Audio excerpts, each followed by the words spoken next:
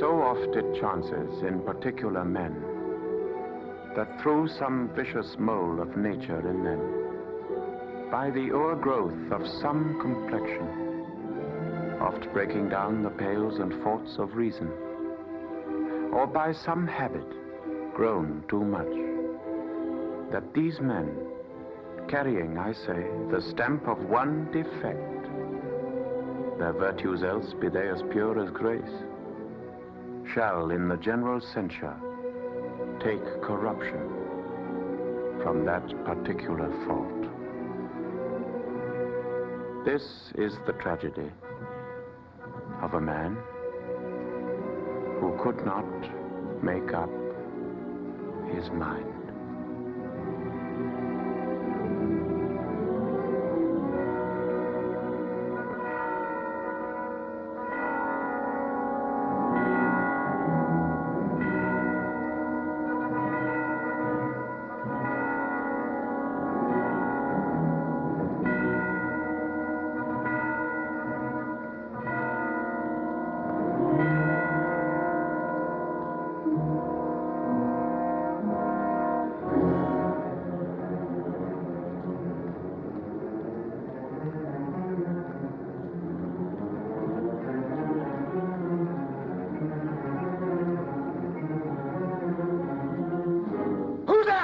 Answer me! Stand and unfold yourself!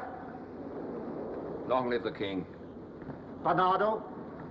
He. You come most carefully upon your hour. It is now struck 12. Get thee to bed, Francisco. For this relief, much thanks. It is bitter cold. I am sick at heart. Have you had quiet guard? Not a mouse stirring. Well, good night. If you do meet Horatio and Marcellus, the rivals of my watch, bid them make haste. I think I hear him. Stand ho! Who's there? Friends to this ground, and liegemen to the Dane. Give me a good night. A farewell, honest soldier. Who has relieved you? Bernardo at my place. Give you a good night. Hello, Bernardo. Say, what, is Horatio there? A piece of him. Welcome, Horatio. Welcome, good Marcellus. What? Has this thing appeared again tonight? I've seen nothing. Horatio says 'tis but our fantasy, and will not let belief take hold of him, touching this dreaded sight, twice seen of us. Therefore, I've entreated him along with us to watch the minutes of this night, that if again this apparition comes, he may approve our eyes and speak to it. Tosh, 'twill not appear. Sit down a while. Let us once again assail your ears that are so fortified against our story. What we 2 nights have seen. Well, sit we down, and let us hear Bernardo speak of this. Last night of all, when yon same star that's westward from the pole had made his course into that part of heaven where now it burns, Marcellus and myself, the bell then beating 1. Peace. Break me off. Look when it comes again! In the same figure like the dead king, Hamlet. Thou art a scholar. Speak to it, Horatio. Looks it not like the king? Mark it, Horatio. Most like. It harrows me with fear and wonder. It would be spoke to. Question it, Horatio. If thou hast any sound or use of voice, speak to me. If there be any good thing to be done, that may to thee do ease and grace to me, oh, speak.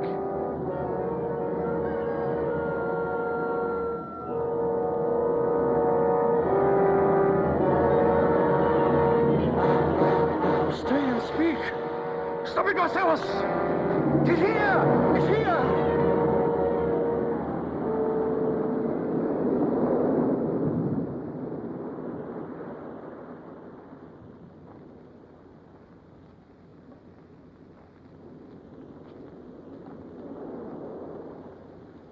It is gone, and will not answer. How now, Horatio? You tremble and look pale. Is not this something more than fantasy? What think you want?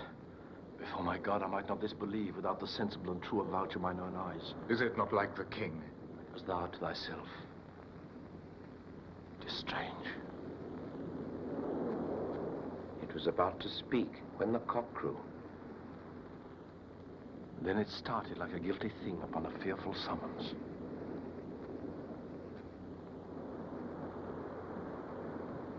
I've heard. A cock that is the herald to the morn doth with his lofty and shrill-sounding throat awake the god of day. And at its warning, the wandering and uneasy spirit hies to its confine. Faded on the crowing of the cock.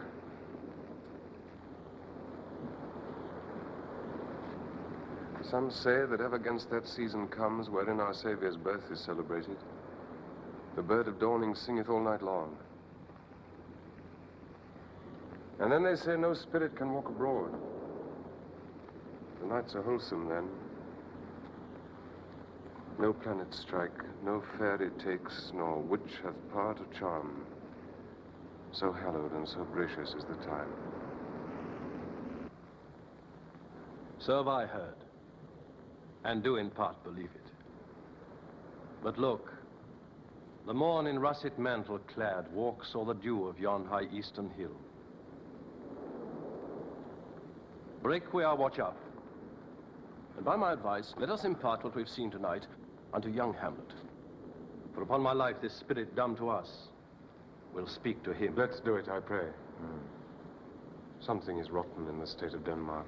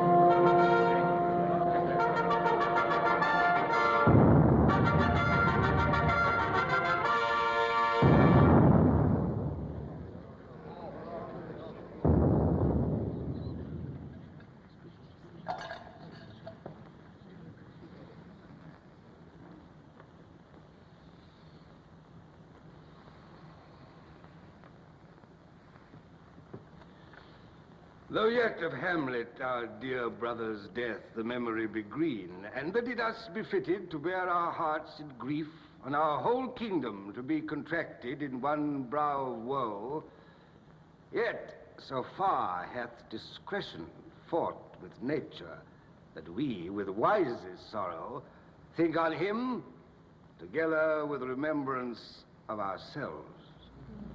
Therefore, our sometime sister, now our queen, have we, as 'twere, with a defeated joy, with mirth in funeral, and with dirge in marriage, in equal scale, weighing delight and dole, taken to wife. Nor have we herein barred your better wisdoms, which have freely gone with this affair along, for all our thanks. And now, Laertes, what's the news with you? You told us of some suit. What is, Laertes? You cannot speak of reason to the Dane and lose your voice. What wouldst thou beg, Laertes, that shall not be my offer, not thy asking? The head is not more native to the heart, the hand more instrumental to the mouth, than is the throne of Denmark to thy father. What wouldst thou have, Laertes? Dreb, my lord, your leave and favor to return to France, from whence, though willingly I came to Denmark to show my duty in your coronation, yet now I must confess, that duty done, my thoughts and wishes bend again towards France, and bow them to your gracious leave and pardon. Have you your father's leave? What says Polonius? He hath, my lord, wrung from me my slow leave by laborsome petition, and at last, upon his will, I sealed my hard consent. I do beseech you, give him leave to go. Take thy fair hour, Laertes. Time be thine, and thy best graces spend it at thy will. And now, our cousin Hamlet, and our son, how is it that the clouds still hang on you?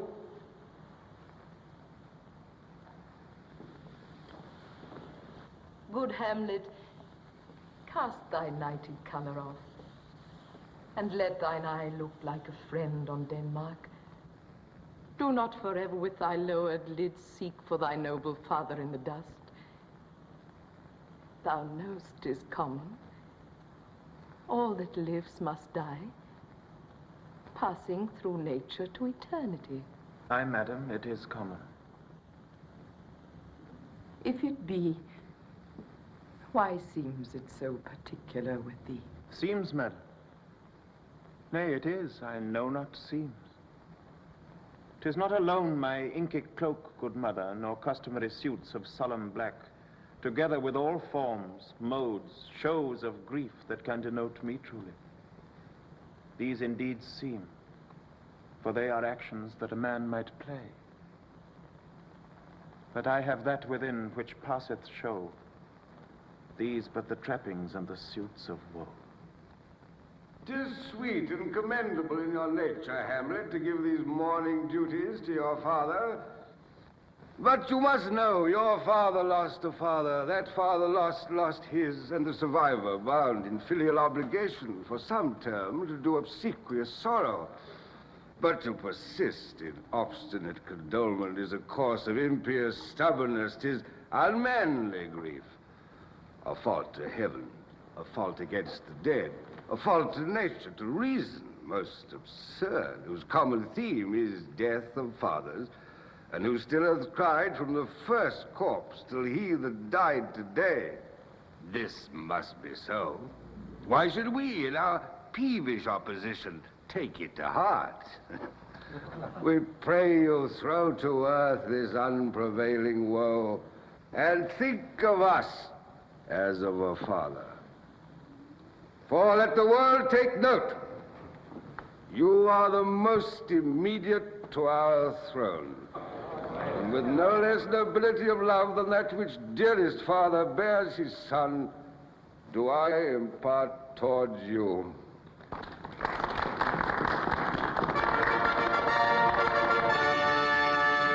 If your intent in going back to school at Wittenberg, it is most retrograde to our desire, and we beseech you, bend you to remain here in the cheer and comfort of our eye, our chiefest courtier cousin, and our son. Let not thy mother lose her prayers, Hamlet.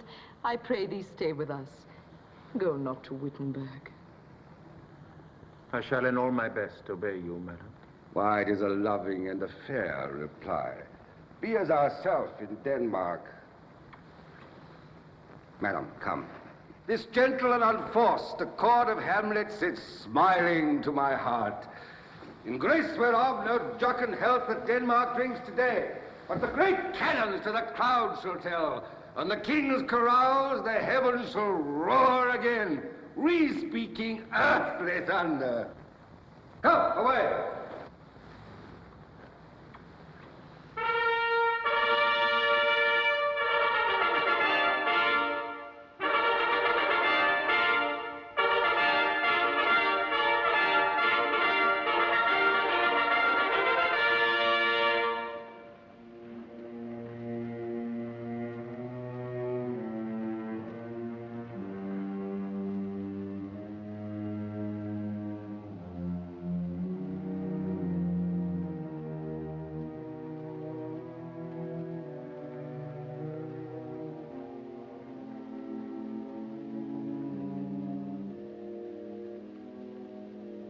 Oh, that this too solid flesh would melt, thaw and resolve itself into a dew. Or that the everlasting had not fixed his cannon against self-slaughter. Oh God, God, how weary, stale, flat, and unprofitable seem to me all the uses of this world. Fie on't, ah fie. 'Tis an unweeded garden that grows to seed. Things rank and gross in nature possess it merely. That it should come to this, but 2 months dead. Nay, not so much, not 2. So excellent a king that was to this Hyperion to a satyr. So loving to my mother that he might not suffer the winds of heaven visit her face too roughly. Heaven and earth must I remember? Why she would hang on him as if increase of appetite had grown by what it fed on, and yet within a month. Let me not think on it. Frailty, thy name is woman. A little month, or ere those shoes were old with which she followed my poor father's body, like Niobe, all tears. Why she, even she, O God, a beast that once discourse of reason would have mourned longer, married with my uncle, my father's brother, but no more like my father than I to Hercules. Within a month, she married. Oh, most wicked speed to post with such dexterity to incestuous sheets. It is not, nor it cannot come to good, but break my heart, for I must hold my tongue.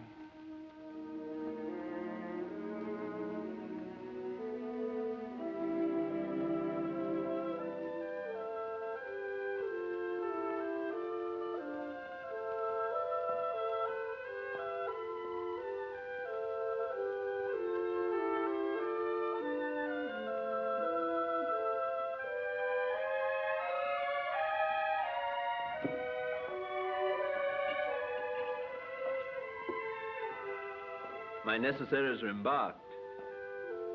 Farewell.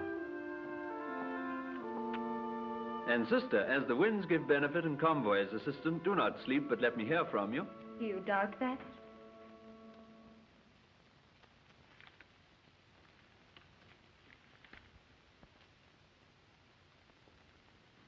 For Hamlet and the trifling of his favor. Hold it a fashion and a toy in blood. A violet in the youth of primy nature. Forward, not permanent. Sweet, not lasting. The perfume and suppliance of a minute. No more. No more, but so. Think it no more. Perhaps he loves you now. But you must fear his greatness weighed, his will is not his own. for he himself is subject to his birth.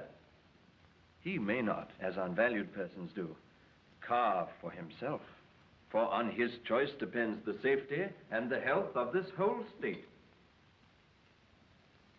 Then weigh what loss your honor may sustain if with to willing ear you list his songs, or lose your heart, or your chaste treasure open to his unmastered importunity. Be wary then. Best safety lies in fear.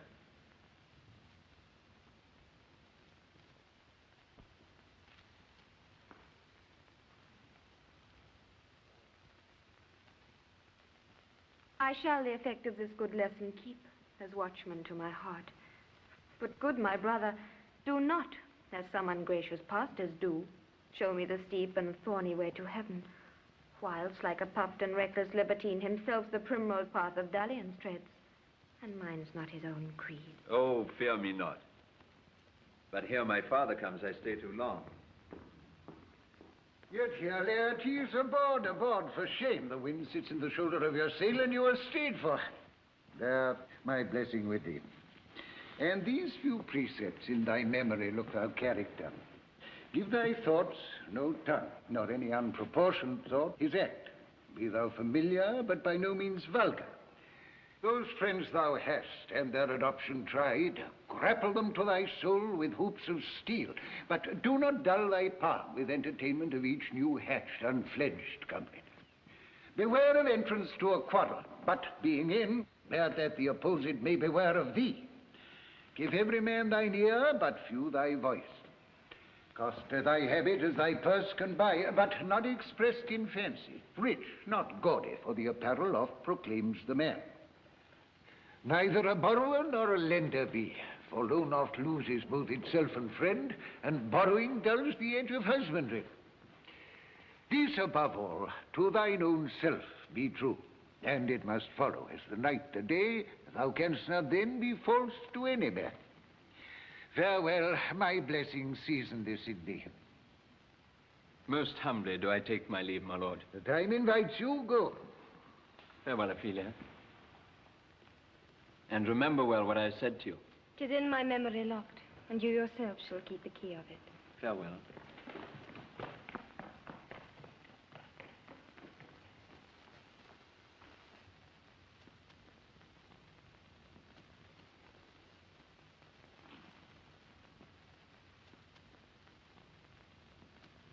What is to Ophelia he hath said to you?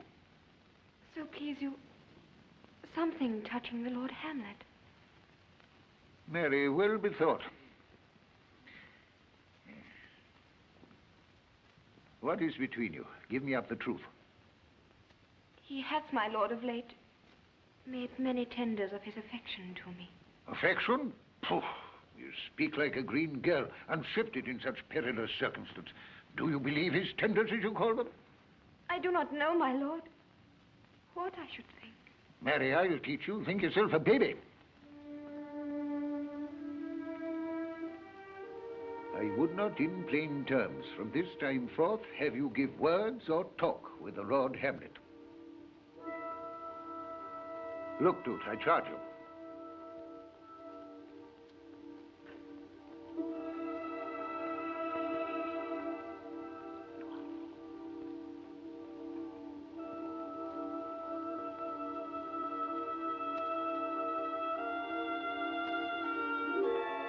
Come your ways.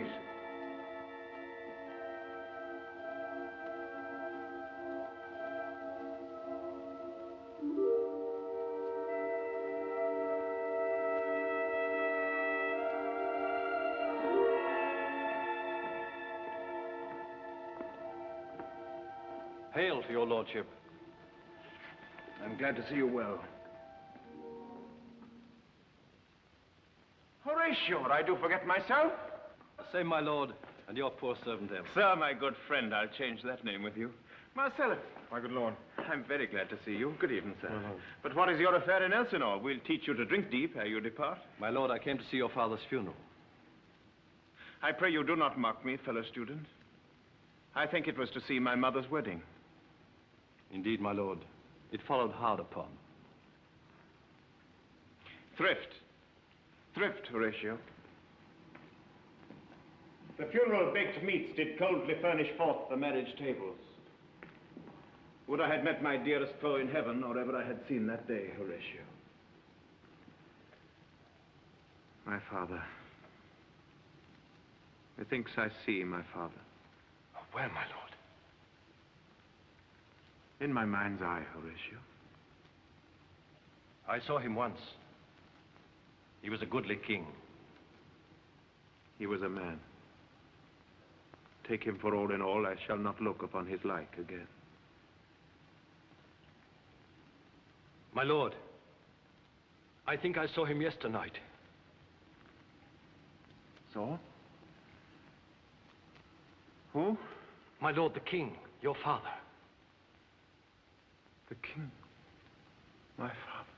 2 nights together had these gentlemen, Marcellus and Bernardo, on their watch, in the dead vast in the middle of the night, been thus encountered. A figure like your father, armed, appears before them, and with solemn march goes slow and stately by them. This to me in dread and secrecy did they impart, and I with them the 3rd night kept the watch, where, as they had reported, both in time, form of the thing, each word made true and good, the apparition comes. I knew your father. These hands are not more like. But where was this? My lord, upon the platform where we watched. Did you not speak to it? My lord, I did, but answer made it none. Yet once methought it lifted up its head as it would speak. But even then the morning cock crew loud, and at the sound it shrunk in haste away and vanished from our sight.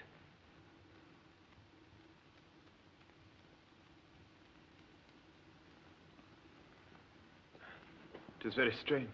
As I do live, my honored lord, 'tis true. And we did think it writ down in our duty to let you know of it. Indeed, indeed, sirs. But this troubles me. Hold you the watch tonight? We do, my lord. Armed, say you? Armed, my lord. From top to toe? My lord, from head to foot. Then you saw not his face? Oh, yes, my lord. He wore his visor up.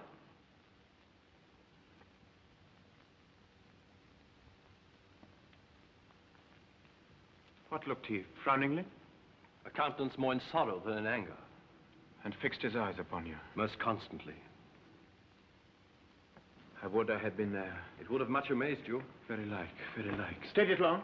While one with moderate haste might tell 100. Longer. Longer. Not when I saw it. His beard was grizzled, no? It was as I've seen it in his life. A sable silver. I will watch tonight, perchance will walk again. I warrant it will. I pray you all, if you have hitherto concealed this sight, and whatsoever else shall hap tonight, give it an understanding, but no tongue. I will requite your love, so fare you well. Upon the platform, twixt 11 and 12, I'll visit you. Adieu, Your loves as mine to you. Farewell.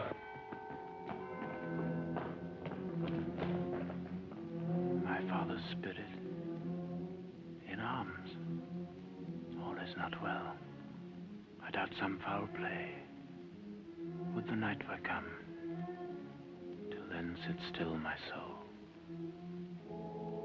Foul deeds will rise, though all the earth o'erwhelm them to men's eyes.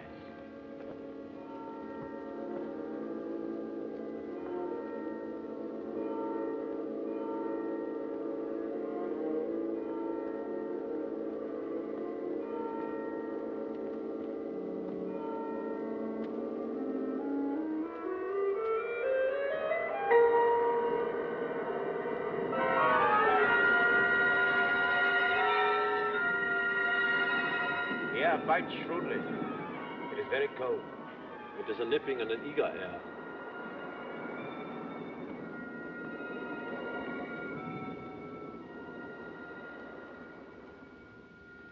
What hour now? I think it lacks of 12. No, it is struck. Indeed. I heard it not. Then draws near the season wherein the spirit has his wont to walk.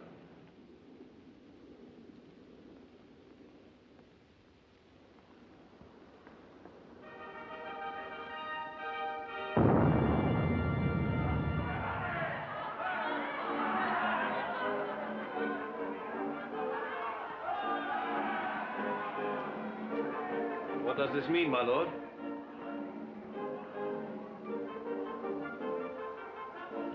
The king doth wake tonight and makes carouse. Keeps wassail and the swaggering upspring reels. And as he drains his draughts of Rhenish down, the kettle drum and trumpet thus bray out the triumph of his pledge. Is it a custom? Aye, merry is it. But to my mind, though I am native here and to the manner born, it is a custom more honored in the breach than the observance. This heavy-headed revel, east and west, makes us traduced and mocked by other nations. They call us drunkards, and with swinish phrase soil our reputation. And indeed, it takes from our achievements, though performed at height.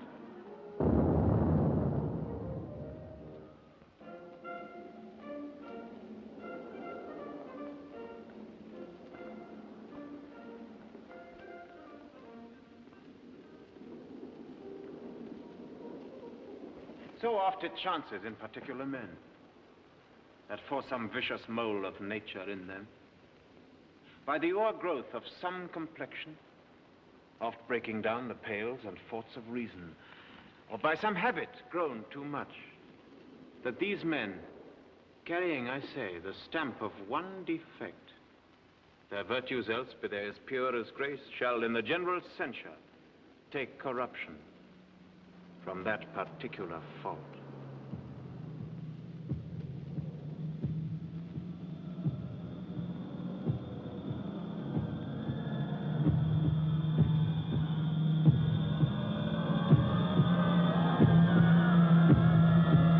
Angels and masters of grace defend us. Look, my lord, it comes!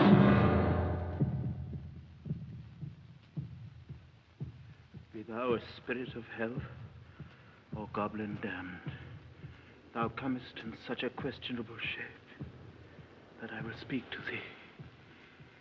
I'll call thee Hamlet, King, Father, Royal Dane, oh, answer me! It beckons you to go away with it. It waves you to a more removed ground. But do not go with it. No, by no means.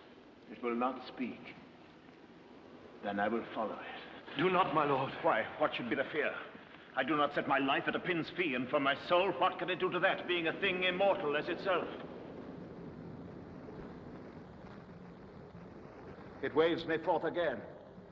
I'll follow it. What do it tempt you toward the flood, my lord? Or to the dreadful summit of the cliff that beetles o'er his base into the sea, and there assume some other horrible form which might deprive your sovereignty of reason and draw you into madness? Think of it! You shall not go, my lord! Hold up your hands! Be ruled, you shall not go! My fate cries out and makes each petty artery in this body as hardy as the Nemean lion's nerve. Still am I called, and be gentlemen. By heaven, I'll make a ghost of him that hinders me. I say away!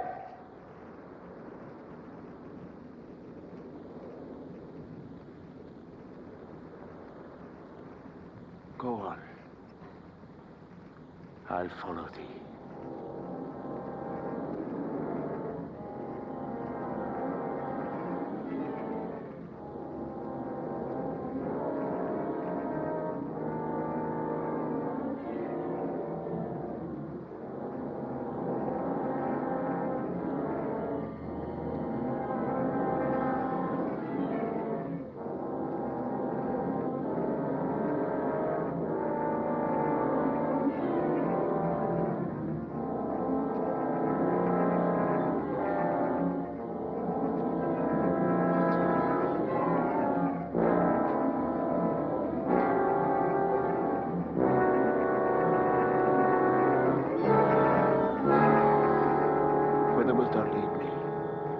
Speak.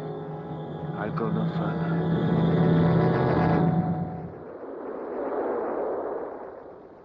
Mark me. I will. I am thy father's spirit, doomed for a certain time to walk the night, and for the day confined to fast in fires, till the foul crimes done in my days of nature are burned and purged away. Alas, poor ghost. List, list, oh list, if thou didst ever thy dear father love. God. Revenge is foul and most unnatural murder. Murder. Murder most foul as in the best it is. But this most foul, strange, and unnatural. Haste me to know it, that I with wings as swift as meditation or the thoughts of love may sweep to my revenge. Now, Hamlet, hear. 'Tis given out that sleeping in my orchard a serpent stung me. So the whole year of Denmark is by a forged process of my death rankly abused. But know thou, noble youth, the serpent that did sting thy father's life now wears his crown. Oh, my prophetic soul. My uncle. I, that incestuous, that adulterate beast, with traitorous gifts won to his shameful lust the will of my most seeming virtuous queen. Oh, Hamlet, what a falling off was there, but soft. Methinks I scent the morning air, brief let me be.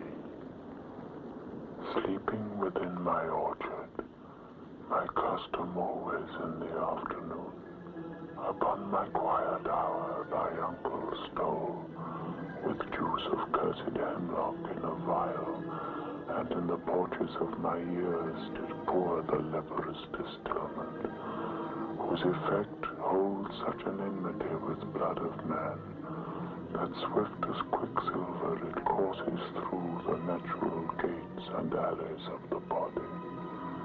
Thus was I sleeping by a brother's hand, of life, of crown, of queen, at once dispatched, cut off, even in the blossoms of my sin, no reckoning made, but sent to my account with all my imperfections on my head.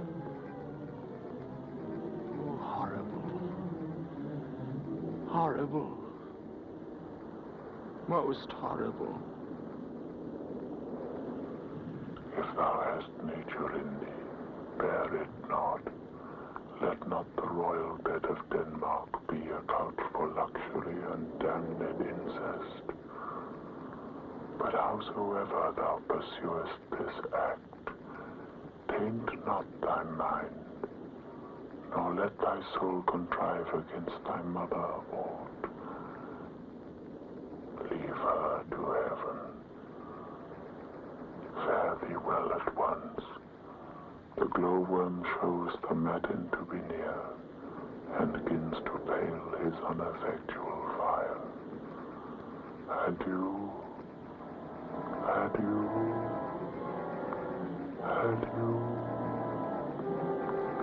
Remember me.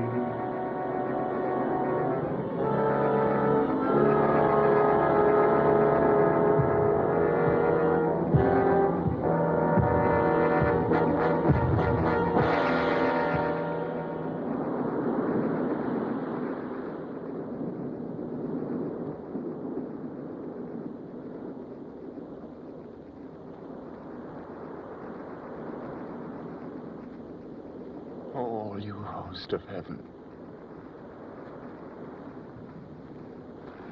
O earth, what else? When shall I couple hell? Hold my heart. Remember thee. Aye, thou poor ghost, while memory holds a seat in this distracted globe. Remember thee? Yea, from the table of my memory I'll wipe away all trivial fond records that youth and observation copied there, and thy commandment all alone shall live within the book and volume of my brain, unmixed with baser matter. Yes, by heaven! Most pernicious woman. Oh, villain! Villain! smiling, damned villain. So, uncle, there you are. Now to my word. It is adieu, adieu. Remember me. I have sworn it.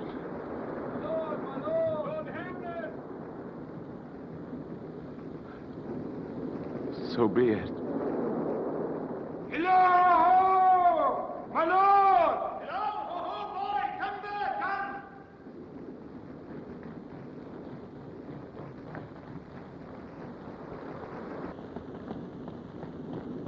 How is my noble lord? What news, my Oh, lord? wonderful! Would my lord tell it?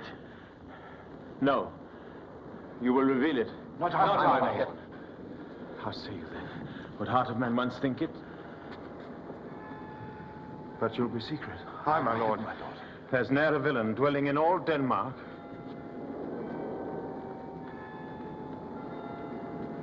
But he's an errant knave.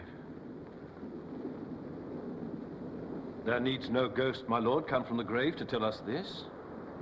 Why, right. You are in the right. And so, without more circumstance at all, I hold it fit to be shake hands and part. You, as your business and desire, shall point you, for every man hath business and desire, such as it is. And for mine own poor part, look you, I go pray. These are but wild and whirling words, my lord. I'm sorry they offend you heartily. Yes, faith, heartily. There's no offense, my lord. Yes, by St. Patrick, but there is, Horatio, a bunch of friends too. Touching this vision here, it is an honest ghost, that let me tell you. For your desire to know what is between us, or master it as you may. And now, good friends, as you are friends, scholars and soldiers, give me one poor request. What is, my lord, we will? Never make known what you have seen tonight. My lord, We will not, Never my lord. swear it. In faith, my lord. Not I, my lord, in faith. Upon my sword. We've sworn, my lord, already. Indeed, upon my sword, indeed. Oh, day and night, but this is wondrous strange. And therefore, as a stranger, give it welcome. There are more things in heaven and earth, Horatio, than are dreamt of in your philosophy. But come. Never, so help you mercy. How strange or odd soe'er I bear myself, as I perchance hereafter shall think fit to put an antic disposition on. That you, at such times, seeing me, never shall, by the pronouncing of some doubtful phrase, as well, we know, or we could, and if we would, or such ambiguous giving out, denote that you know aught of me. This do swear, so grace and mercy at your best need help you.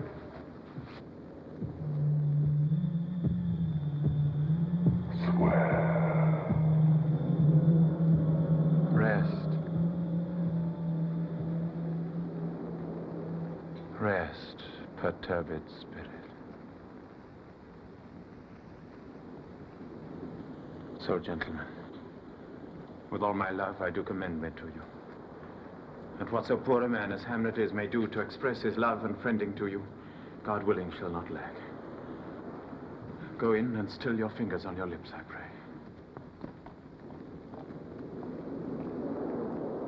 For time is out of joint.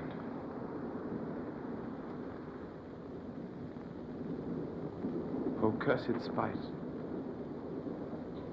that ever I was born to set it right. Come, let's go together.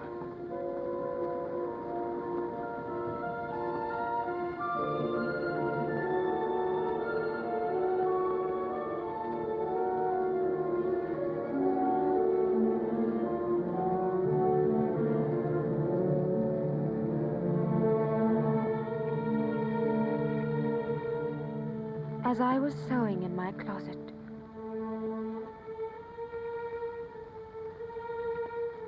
Lord Hamlet, with his doublet all unlaced, pale as his shirt, and with a look so piteous in purport, as if he had been loosed out of hell to speak of horrors, he comes before me. He took me by the wrist and held me hard. Then goes he to the length of all his arm, and with his other hand thus o'er his brow, he falls to such perusal of my face as he would draw it. Long stayed he so. At last, a little shaking of mine arm, and thrice his head thus waving up and down, he raised a sigh, so piteous and profound, as it did seem to shatter all his bulk and end his being. That done, he let me go, and with his head over his shoulder turned, he seemed to find his way without his eyes, for out of doors he went without their help, and to the last bended their light on me.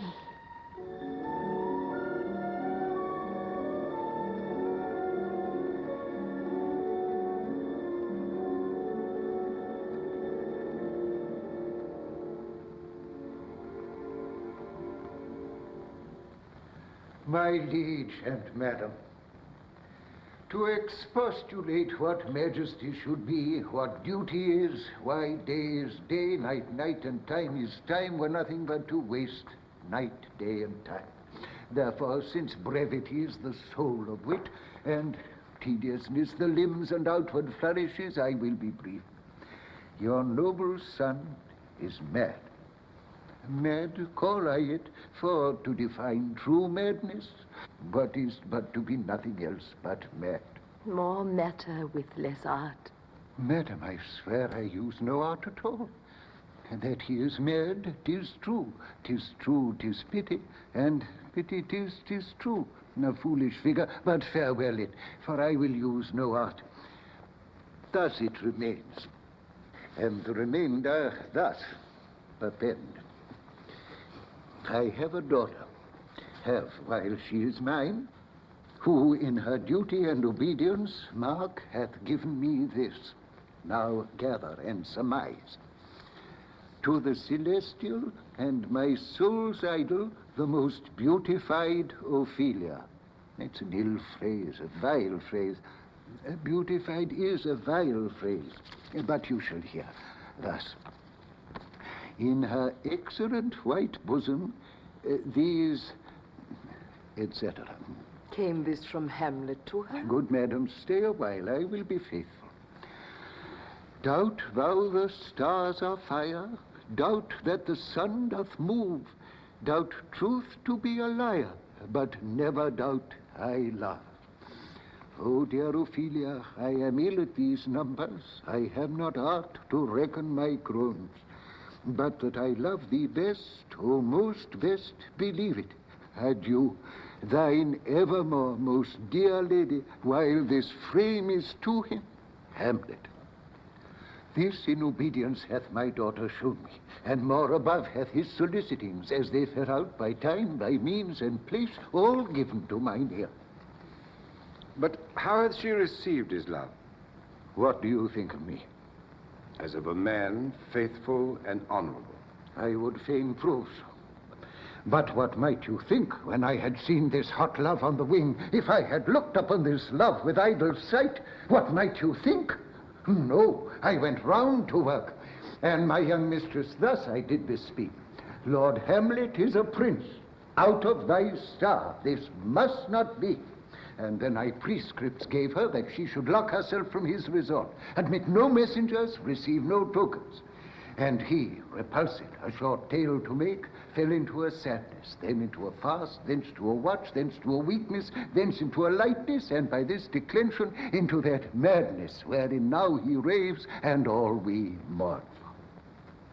Do you think 'tis this? It may be. Very likely. Hath there been such a time, I'd fain know that I have positively said 'tis so, that it proved otherwise? Not that I know. Take this from this, if this be otherwise. How may we try it further? You know, sometimes he walks for hours together here in the lobby. So he does, indeed. At such a time, I loose my daughter to him. Be you and I behind an arras then. Mark the encounter. If he love her not, and be not from his reason fallen thereon, let me be no assistant for a state, but keep a farm and cottage. We will try it. But look where sadly the poor wretch comes reading.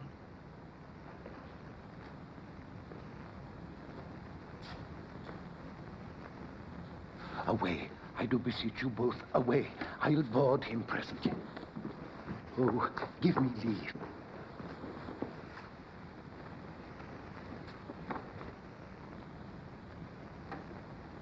How does my good Lord Hamlet? Well, God have mercy. Do you know me, my lord? Excellent well. You are a fishmonger. Not I, my lord. Then I would you were so honest a man. Honest, my lord? Aye, sir. To be honest, as this world goes, is to be one man picked out of 10,000. That's very true, my lord. For if the sun breed maggots in a dead dog... Have you a daughter? I have, my lord. Let her not walk with the sun. Conception is a blessing, but as your daughter may conceive, friend, look to it. How say you by that? Still harping on my daughter. Yet he knew me not at first. He said I was a fishmonger. He's far gone, far gone. I'll speak to him again.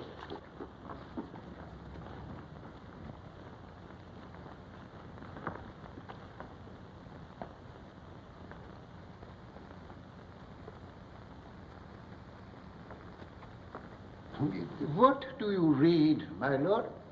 Words, words, words. What is the matter, my lord? Between who? I mean the matter that you read, my lord. Slander, sir. For the satirical rogue says here that old men have grey beards, that their faces are wrinkled, their eyes purging thick amber and plum tree gum, that they have a plentiful lack of wit, together with most weak hands.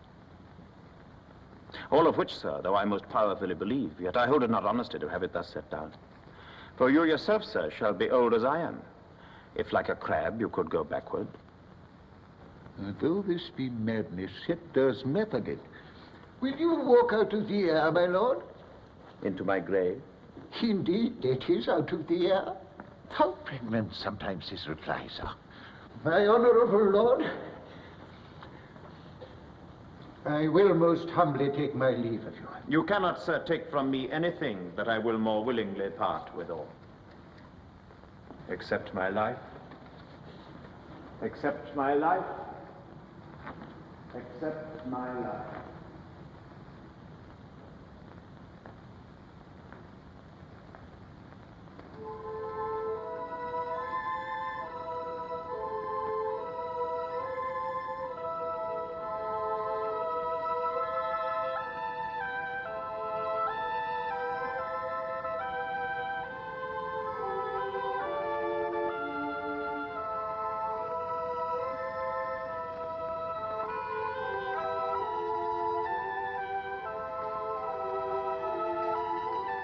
Read on this book. That sure such an exercise may color your loneliness. Gracious, so please you, we'll bestow ourselves. Ophelia, walk you here.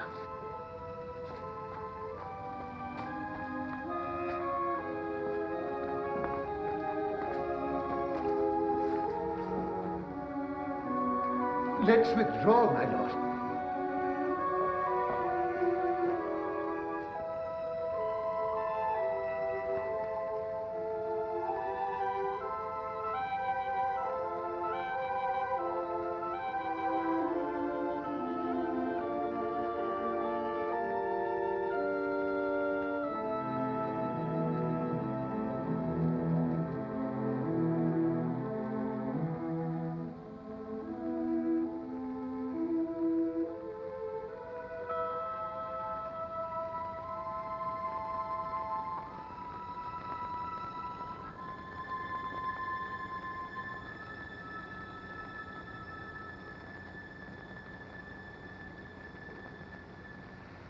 Soft you now, the fair Ophelia.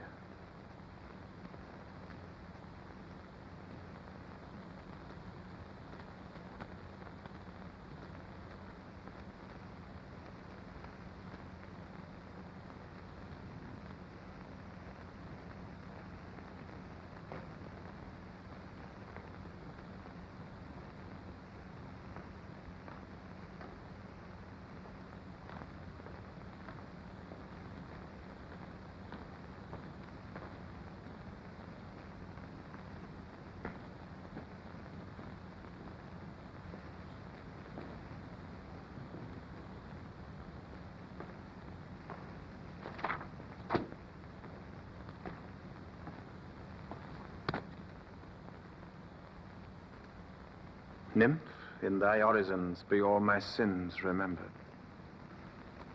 Good my lord.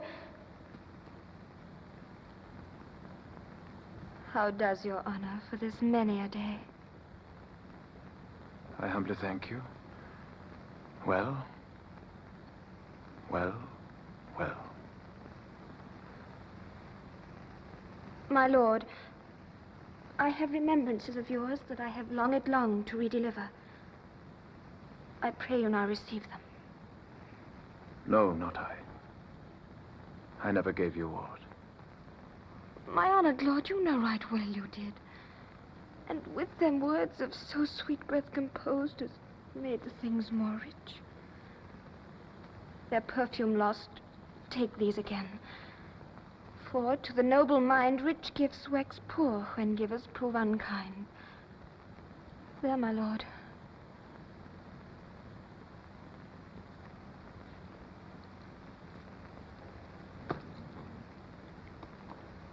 Are you honest? My lord.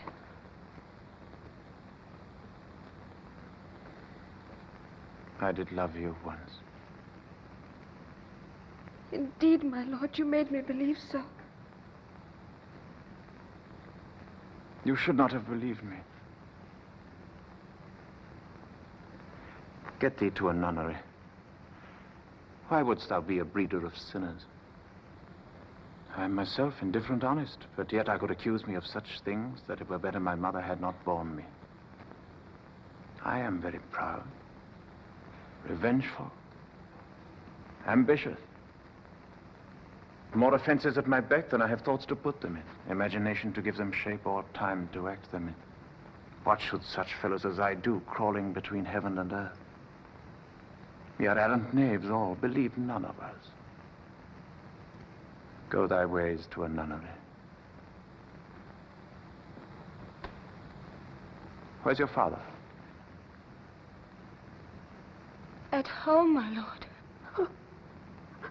Let the doors be shut upon him, that he may play the fool nowhere but in his own house. Farewell! Oh, help me, you sweet heaven. I have heard of your paintings too well enough. God hath given you one face and you make yourselves another. You jig, you amble, you lisp, you nickname God's creatures and make your wantonness your ignorance. Get thee to a nunnery and quickly too. Farewell! Or if thou wilt needs marry a fool, for wise men know well enough what monsters you make of them. Go to, I know more of it! It has made me mad. I say we will have no more marriages. Those that are married already, all but one shall live. The rest shall stay as they are.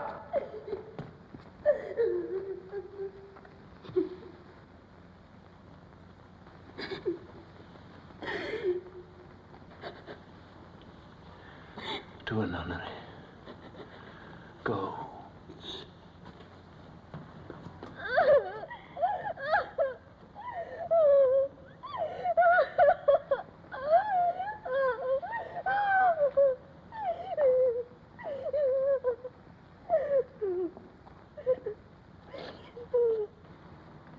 Love, his affections do not that way tend. Nor what he spake, though it lacked form a little, was not like madness. There's something in his soul, for which his melancholy sits on brood. And I do fear the unheeded consequence will be some danger. The which to prevent, I have in quick determination thus set it down. He shall with speed to England. Haply the seas and countries different with variable objects shall expel this something settled matter in his heart. What think you on't? It shall do well, but yet I do believe the origin and commencement of his grief sprung from neglected love. How now, Ophelia? You need not tell us what Lord Hamlet said. We heard it all. My lord, do as you please. It shall be so. Madness in great ones must not unwatched go.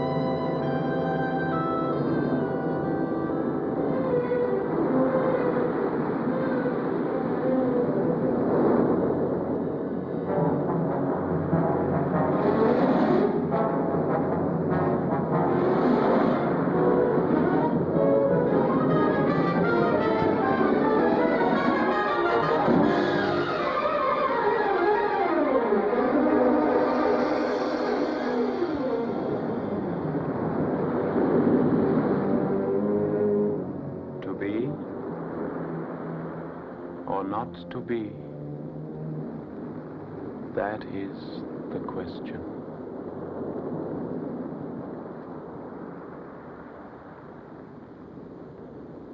Whether it is nobler in the mind to suffer the slings and arrows of outrageous fortune, or to take arms against a sea of troubles, and by opposing, end them. To die, to sleep no more, and by a sleep to say we end the heartache and the thousand natural shocks that flesh is heir to. 'Tis a consummation devoutly to be wished, to die, to sleep, to sleep. A chance to dream. Aye, there's the rub. For in that sleep of death, what dreams may come when we have shuffled off this mortal coil must give us pause. There's the respect that makes calamity of so long life. For who would bear the whips and scorns of time, the oppressor's wrong, the proud man's contumely, the pangs of despised love, the law's delays, the insolence of office, and the spurns that patient merit of the unworthy takes, when he himself might his quietus make with a bare bodkin? Who would fardels bear, to grunt and sweat under a weary life, but that the dread of something after death, the undiscovered country from whose bourne no traveler returns, puzzles the will, and makes us rather bear those ills we have than fly to others that we know not of.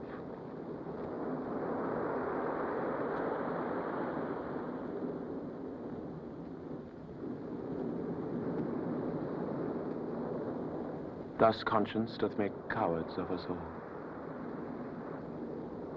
And thus the native hue of resolution is sicklied o'er with the pale cast of thought.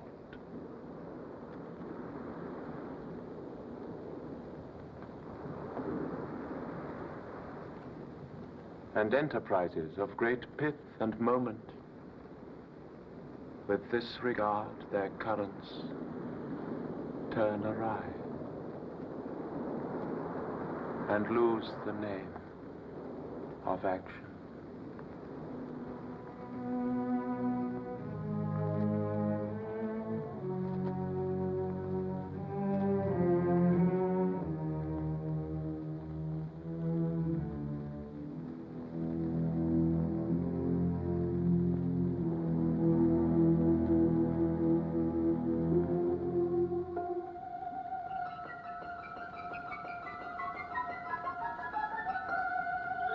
My lord,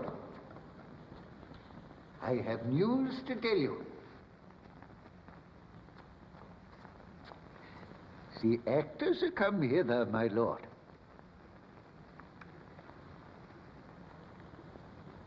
He that plays the king shall be welcome.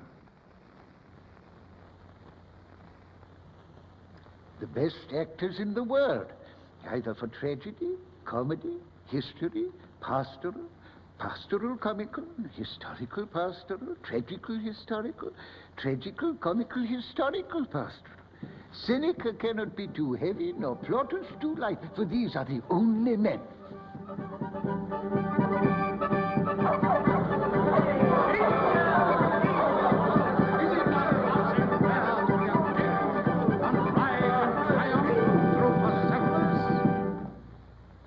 You are welcome, masters. Welcome all. I am glad to see thee well. Welcome, good friend. Oh, my old friend. Why, thy face is balanced since I saw thee last. Comest thou to beard me in Denmark? What, my young lady and mistress? By Our Lady, your ladyship is nearer to heaven than when I saw you last. Pray God your voice, like a piece of uncurrent gold, be not cracked in its ring. Masters, you are all welcome. Good, my lord. Will you see the players well bestowed? Do you hear? Let them be well used, for they are the abstract and brief chronicles of the time. After your death, you had better have a bad epitaph than their ill report while you live. My lord, I will use them according to their desert. God's Bodkin man, much better. Use every man after his desert, and who shall escape whipping? Use them after your own honor and dignity. The less they deserve, the more merit is in your bounty. Take them in. Come, sirs. Follow him, friends. We'll hear a play tomorrow.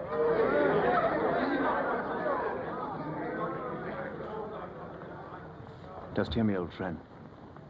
Can you play The Murder of Gonzago? Aye, my lord. We'll have it tomorrow night. You could, for a need, study a speech of some 12 or 16 lines that I would set down and insert in it, could you not? Aye, my lord. Very well. Follow that law. And look you mock him not.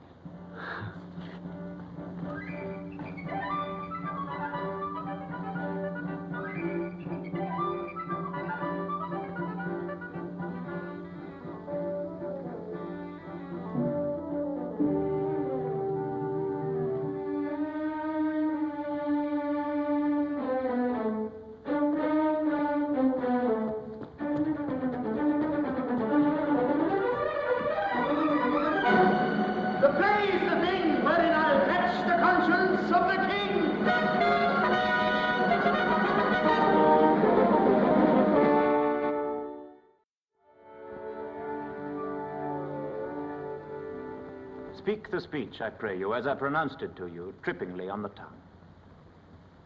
But if you mouth it, as many of your players do, I had as lief the town crier spoke my lines. No, do not saw the air too much with your hand thus, but use all gently. For in the very torrent, tempest, and as I may say, whirlwind of your passion, you must acquire and beget a temperance that may give it smoothness.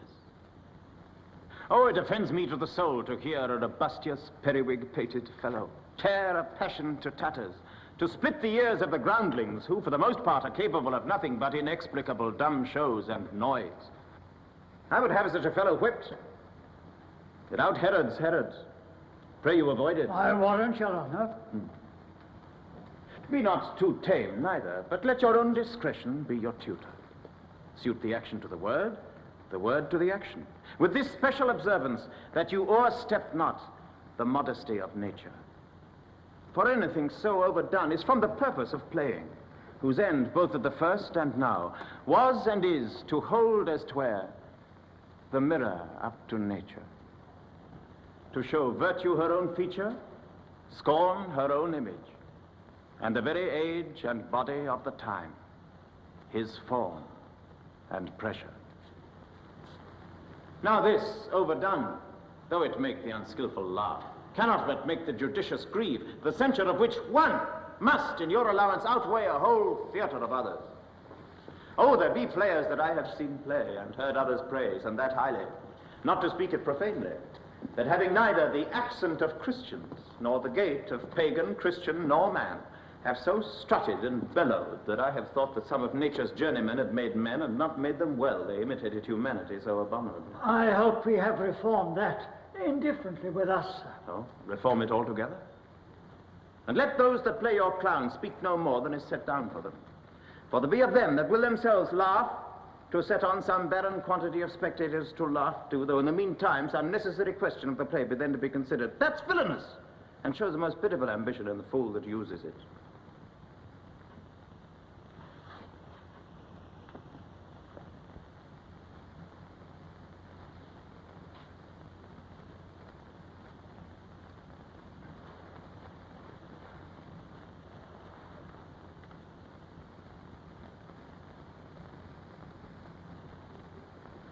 Go, make it ready.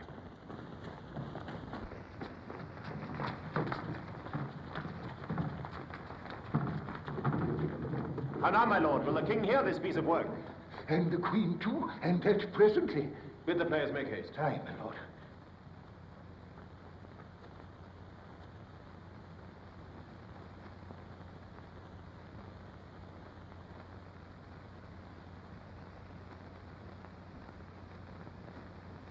Horatio.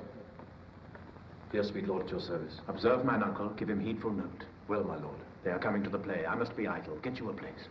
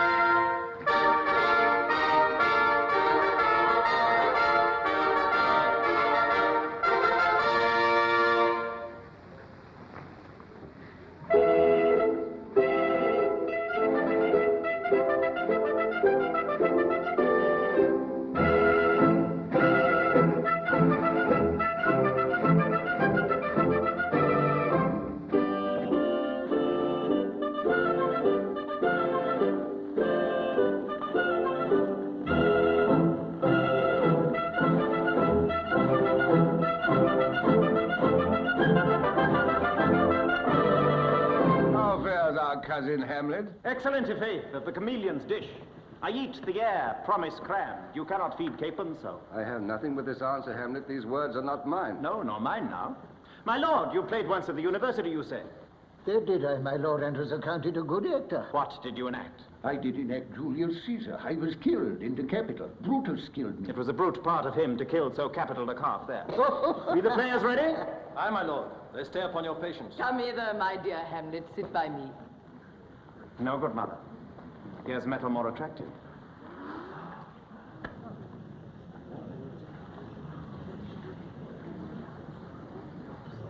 Oh, did you mark that? Lady, shall I lie in your lap? No, my lord. I mean my head upon your lap. Aye, my lord. Do you think I meant country matters? I think nothing, my lord. That's a fair thought to lie between maids' legs. What is, my lord? Nothing. You are merry, my lord. Who, I? Aye, my lord. Oh, God, you're only jig maker. Why, what should a man do but be merry? For look you how merrily my mother looks, and my father died within 2 hours. Nay, 'tis twice 2 months, my lord. So long? Nay, then, let the devil wear black, for I'll have a suit of sables. Oh, heavens. Died 2 months ago, and not forgotten yet. Why, then there's hope a great man's memory may outlive his life half a year.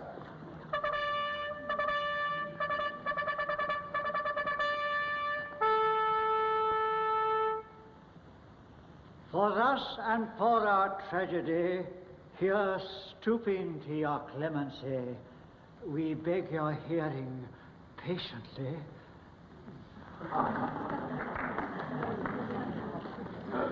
Is this a prologue or the posy of a ring? 'Tis brief, my lord. As woman's love. You are keen, my lord, you are keen. It will cost you a groaning to take off mine edge.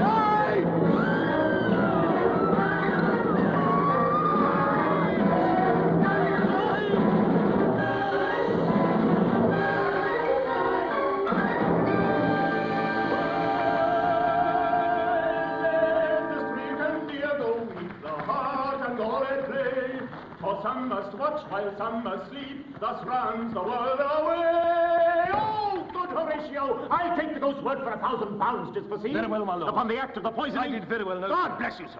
Good my lord, vouchsafe me a word with you. Sir, a whole history. The king's. Aye, sir, what of him? Is in his retirement marvelous distemper. With drink, sir?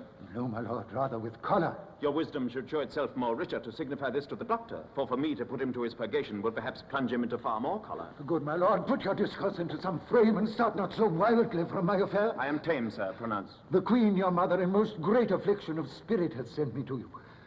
You are welcome. Nay, my lord, this courtesy is not of the right breed. If it shall please you to make me a wholesome answer, I will do your mother's commandment. If not, your pardon and my return shall be the end of my business. Sir, I cannot. What, my lord? Make you a wholesome answer. My wit's diseased.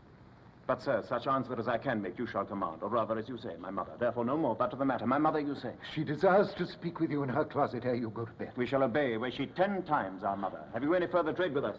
My lord, the queen would speak with you, and presently. Do you see yonder cloud that's almost in shape of a camel? By the mass, and 'tis like a camel indeed. Methinks it's like a weasel. It is backed like a weasel. Or like a whale. Very like a whale. Then I will come to my mother by and by. I will say so.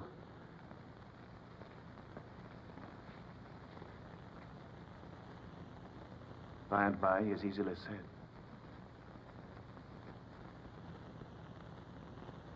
Leave me, friend.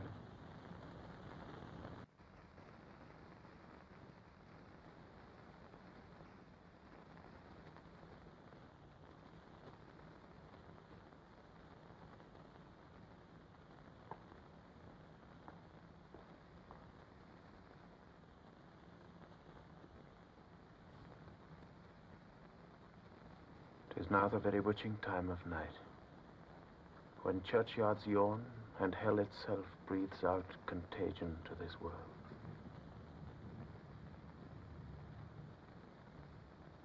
Now could I drink hot blood and do such bitter business as the day would quake to look on.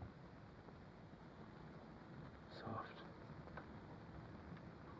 Now to my mother.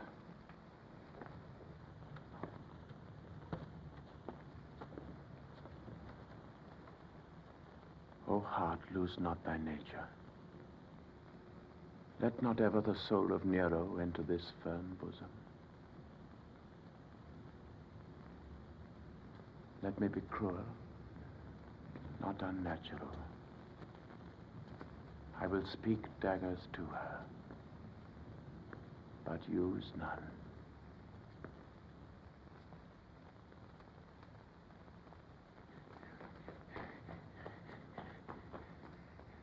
My lord,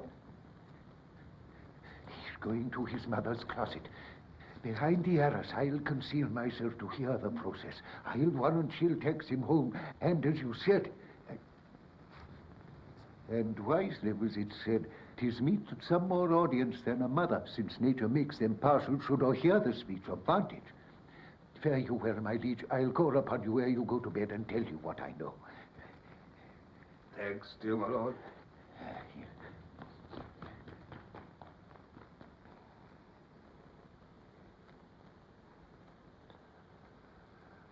Oh, my offense is rank. It smells to heaven. It hath the primal elder's curse upon it. A brother's murder.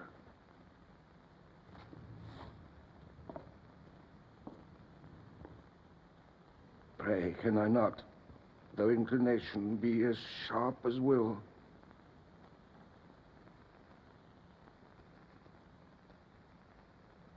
What if this cursed hand were thicker than itself with brother's blood? Is there not rain enough in the sweet heavens to wash it white as snow?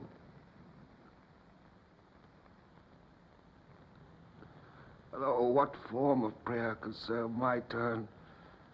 Forgive me my foul murder. That cannot be, since I am still possessed of those effects for which I did the murder. My crown, mine own ambition, and my queen. Oh, wretched state. Oh, bosom black as death.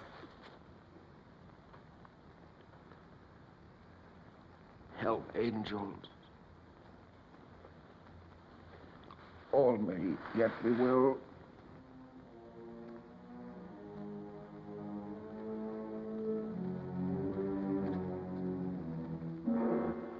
Now might I do it, Pat.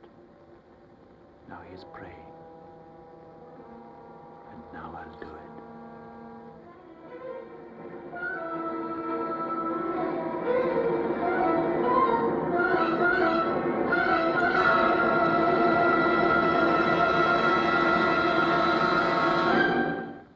And so he goes to heaven.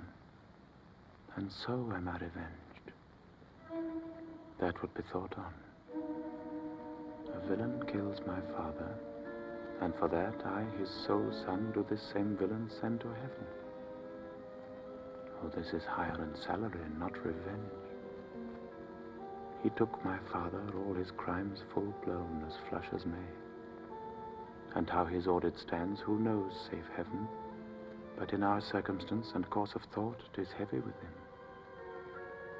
And am I then revenged to take him in the purging of his soul when he is fit and seasoned for his passage? No.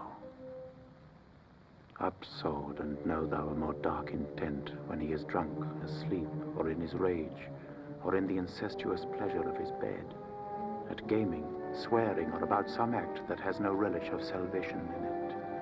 Then trip him, that his heels may kick at heaven, and that his soul may be as damned and black as hell where to it goes. My mother stays. This physic but prolongs thy sickly days.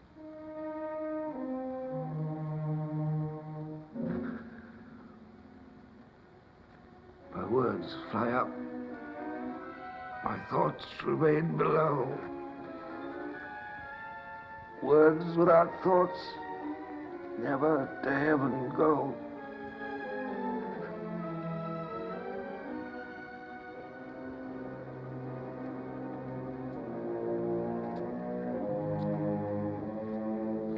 He will come straight. Look you, lay hold to him. Tell him his pranks have been too broad to bear with, and that your grace hath screened and stood between much heat and him. I'll silence me in here. pray you be round with him. Father? Father? Father? I'll warrant you fear me not. Withdraw, I hear him coming.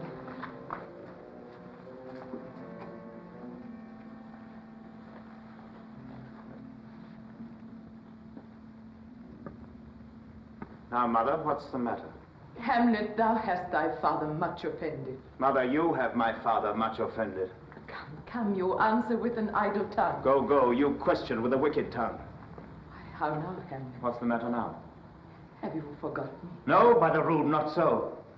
You are the queen, your husband's brother's wife. And would it were not so, you are my mother. Nay, then I'll set those to you that can. Come and sit you down, you shall not budge! You go not till I set you up a glass where you may see the inmost part of you. What wilt thou do? Thou wilt not murder me. Help! Help! Help! Help! Now, rat! Dead for a ducat! Oh, me, what hast thou done? Nay, I know not. Is it the king? Oh, what a rash and bloody deed is this? A bloody deed. Almost as bad, good mother, as kill a king and marry with his brother. Kill a king? Aye, lady. 'Twas my word.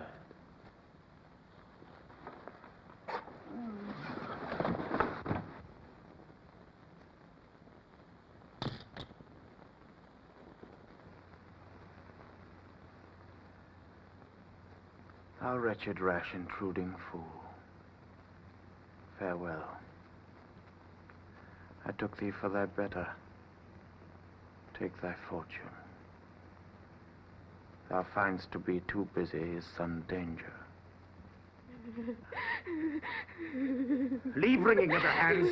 He sit you down and let me wring your heart, for so I shall if it be made of penetrable stuff. What have I done that thou darest wag thy tongue and noise rude against me? Such an act that blurs the grace and blush of modesty, calls virtue hypocrite, takes off the rose from the fair forehead of an innocent love, and sets a blister there, makes marriage vows as false as dice as old. Me water! Look here upon this picture, and on this.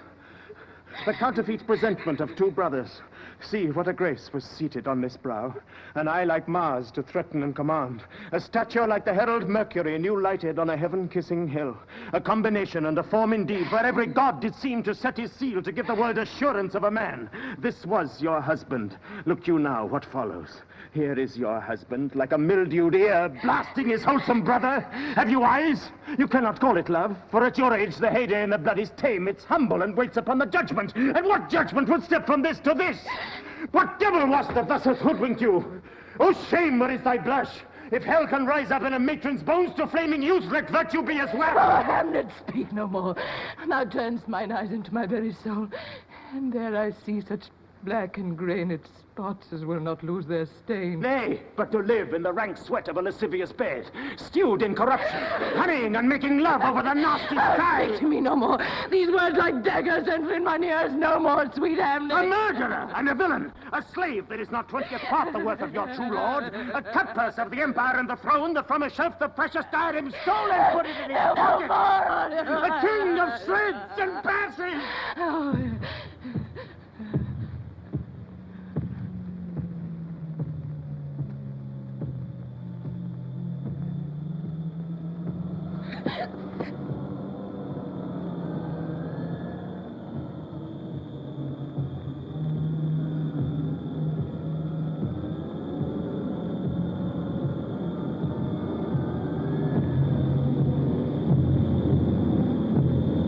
Save me and hover over me with your wings, your heavenly guards.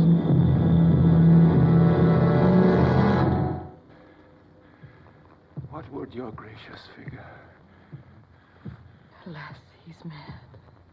Do you not come, your tardy son, to chide, that lapsed in time and passion lets go by the important acting of your dread command? Oh, say, Do not forget, This visitation is but to whet thy almost blunted purpose.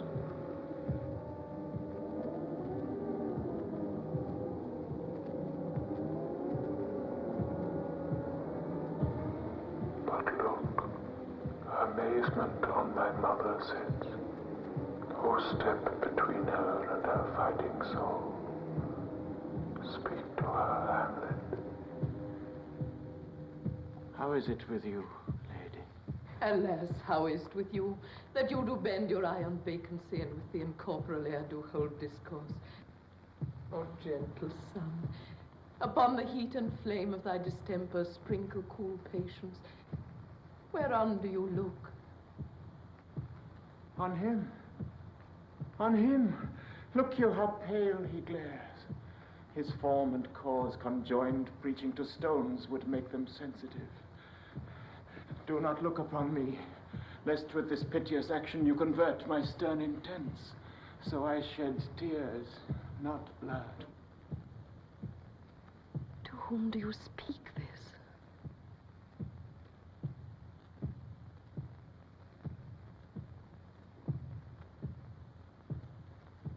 Do you see nothing there?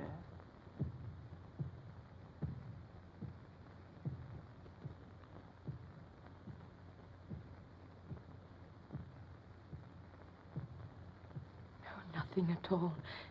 Yet all there is, I see. Nor do you nothing here? No, nothing but ourselves. Why, look you there! Look where it steals away! My father in this habit as he lived! Look where he goes, even now, out at the portal!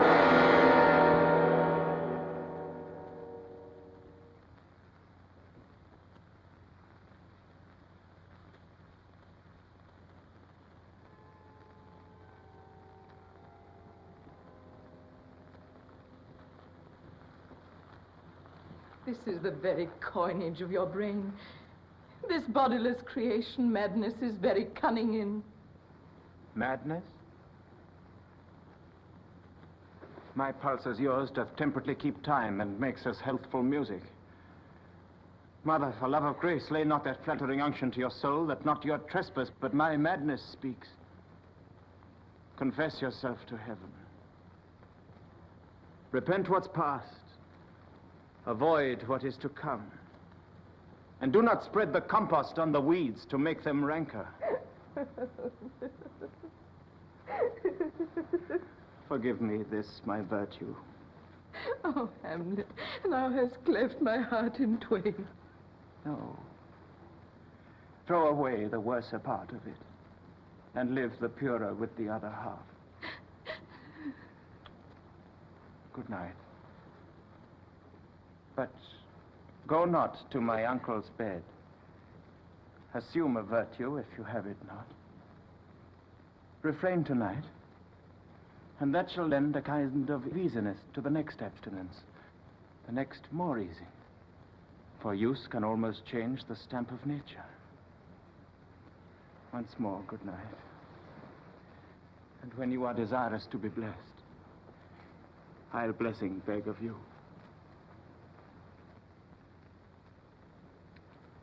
I must be cruel, only to be kind.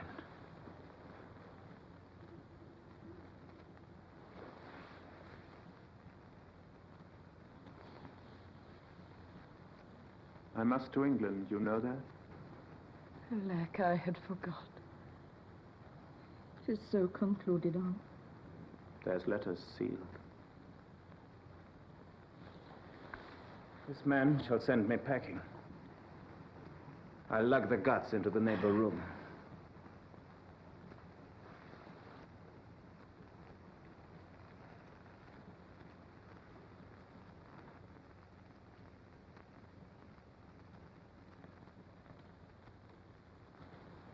Indeed, this counselor is now most still, most secret, and most grave. That was in life a foolish, prating knave. Come, sir. To draw toward an end with you. Good night, mother.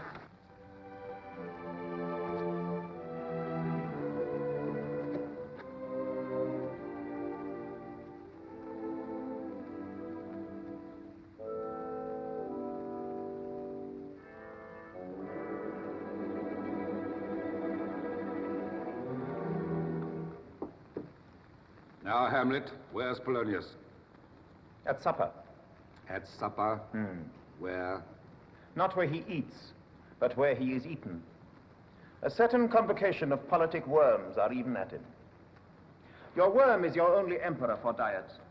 We fat all creatures else to fat us, and we fat ourselves for worms.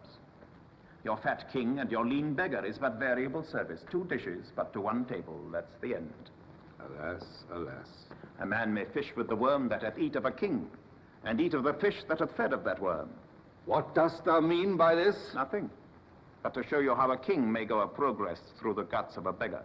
Where is Polonius? In heaven. Send thither to see.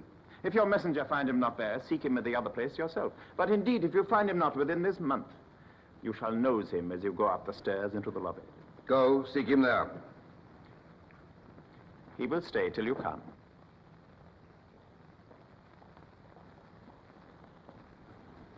Hamlet, for thine especial safety, which we do tender, as we do deeply grieve for that which thou hast done, this deed must send thee hence with fiery quickness.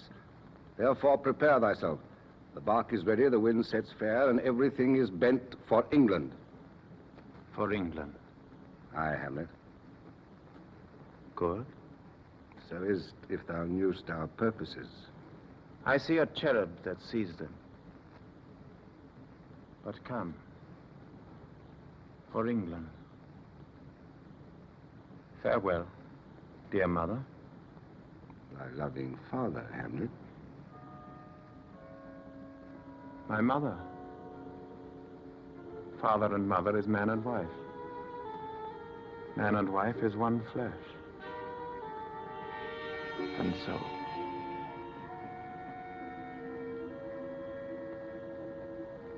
My mother.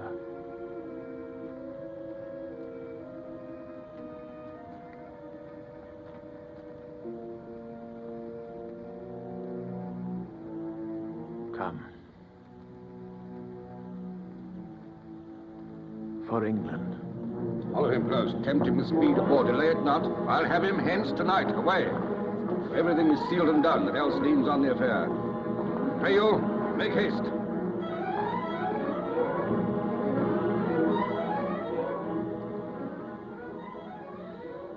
In England, if my love thou hold'st at aught, thou mayst not coldly treat our sovereign order, which imports at full the present death of Hamlet. Do it, England, like the fever in my blood he rages, and thou must cure me. Till I know 'tis done, however my haps, my joys were ne'er begun.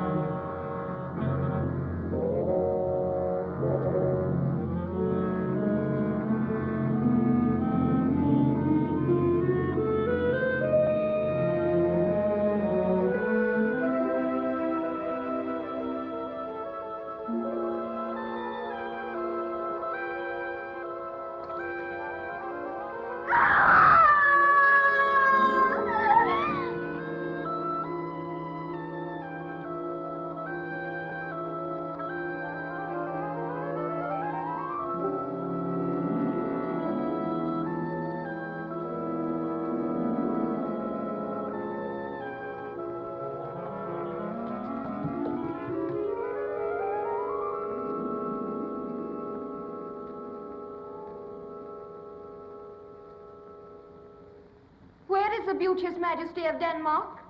Why, how now, Ophelia? Say you? Nay, pray you, mark. He is dead and gone, lady. He is dead and gone. At his head a grass green turf.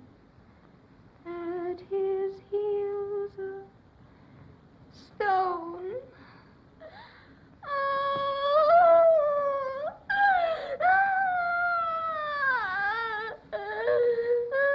Nay, but Ophelia. Pray you, mark. Why knit his shroud as the mountain snow. Alas, look here, my lord. Which bewept to the grave did go, with true love showers. How do you, pretty lady? Well, God heal you. They say the owl was a baker's daughter. Oh.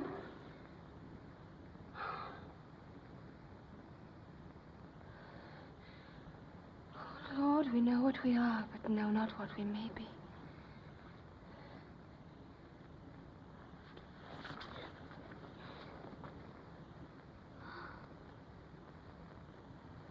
God be at your table.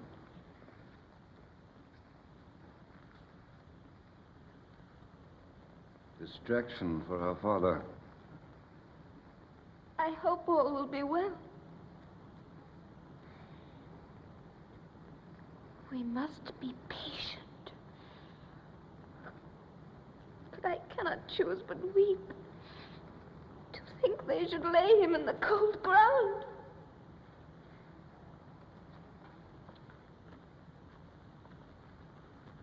My brother shall know of it. And so I thank you for your good counsel. Come, my coach. Good night, ladies. Sweet ladies. Good night. Good night. Follow her close. Give her good watch, I pray you.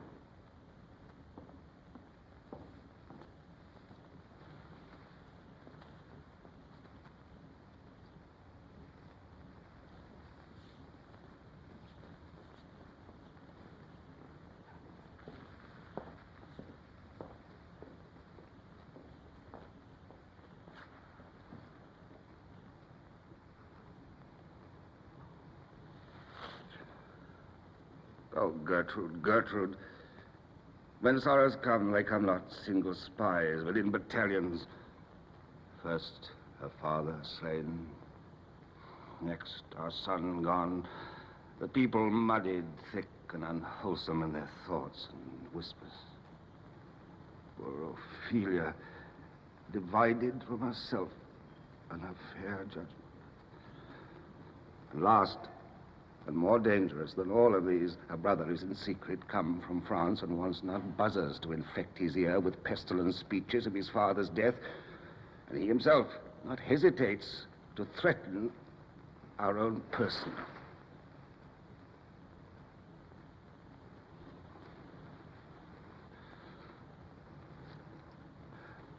Oh, my dear Gertrude, this, like to a murdering piece, in many places gives me superfluous death. How now? What news?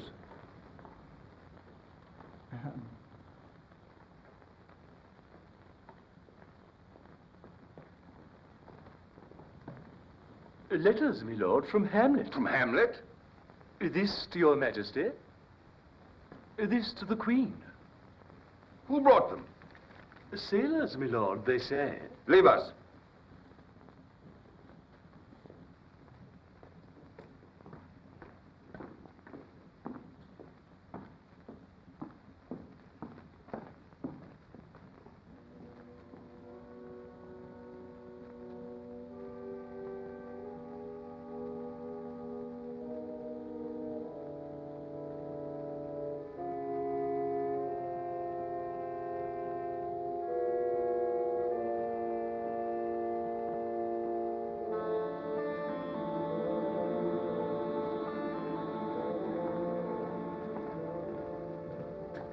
God bless you, sir.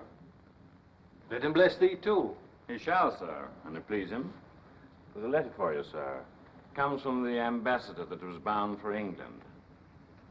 If her name be Horatio, as I am led to know it is.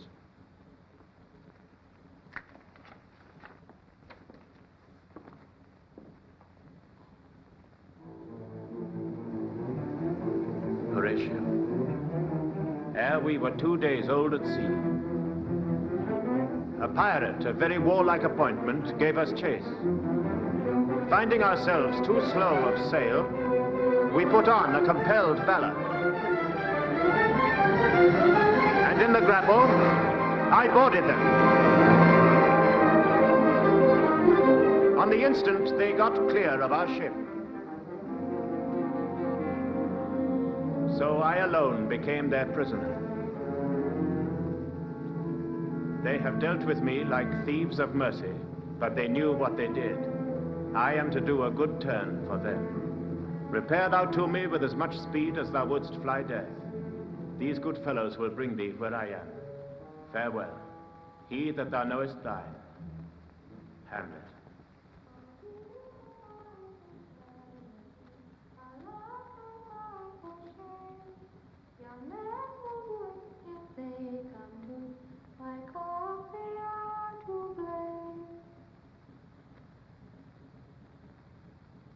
Could she before you tumbled me, you promised me to wed, so would I have done by under sun. Come, that you may direct me to him from whom you brought this. I'll take it then. I'll not be jumbled with. To hell, allegiance, vows to the blackest pit. I dare damnation. Only I'll be revenged most throughly for my father. Publius, if you desire to know the certainty of your dear father's death, is it written in your revenge that swoop stake you'll draw both friend and foe, winner and loser? None but his enemies. But you know them then. To his good friends, thus wide, I'll open my arms. Aye, now you speak like a good child and a true gentleman. That I am guiltless of your father's death, and am most sensibly in grief for it, it shall appear as clearly to your judgment as day doth to your eyes. You must sing. Oh, now what noise is this? Kind sister, sweet Ophelia. It is the false steward that stole his master's daughter. Oh, heat dry up my brains. Oh, Rose of May.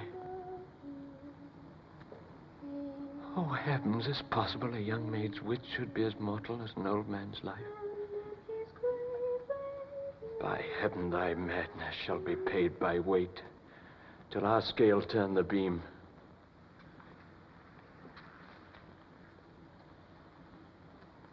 Fare you well, my dove.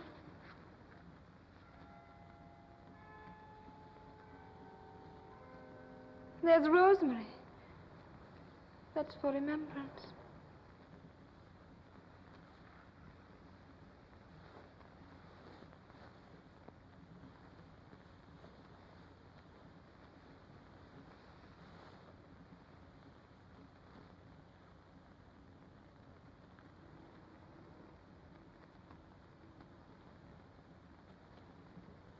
Pray you, love.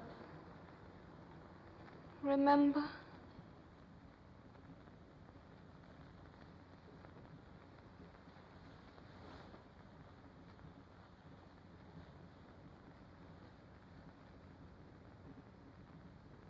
There is pansies. That's for thoughts.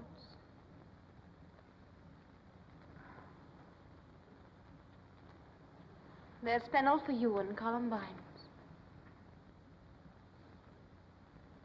There's rue for you. And here's some for me. We may call it Herbo Grace or Sundays. Oh, you must wear your rue with a difference. There's a daisy. I would give you some violets, but they withered all when my father died. They say he made a good end. For bonny sweet folk in his own life. Do you see this, oh God? And will he not come again? And will he not come again? No, no, he is dead. Go to thy deathbed. He never will come again.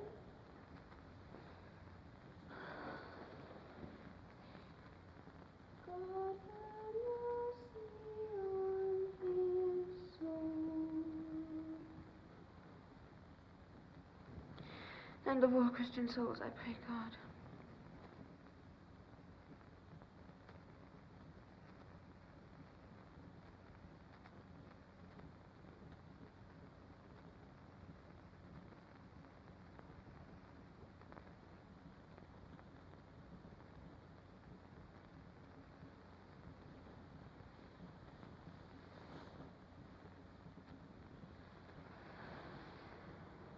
God be with you.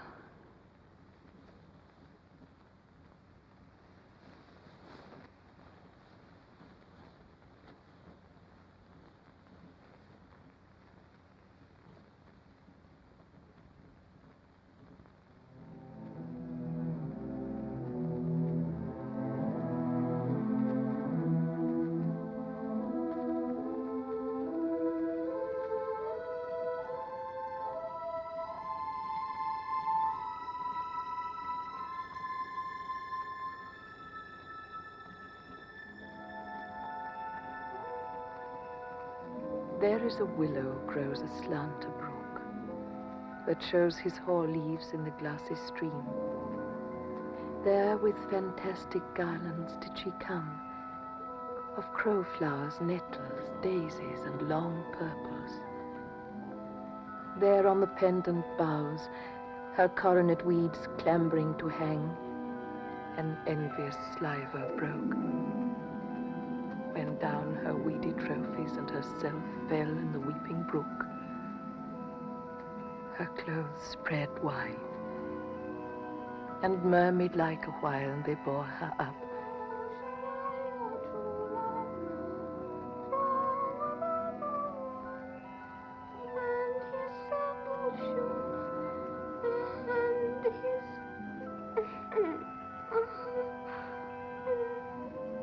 But long it could not be, till that her garments, heavy with their drink, pulled the poor wretch from her melodious lay to muddy death.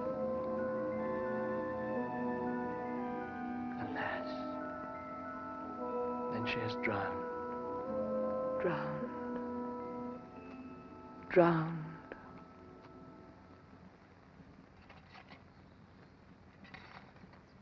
In youth, when I did love, methought it was very sweet to contract, oh, the time for, oh, my beove, methought there was nothing meet.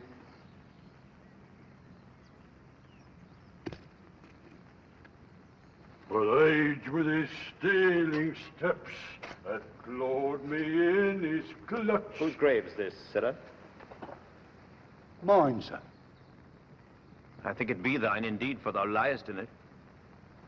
You lie out, answer, therefore it is not yours. For my part, I do not lie in it, and yet it is mine. Let us lie in to be in't and say it is thine.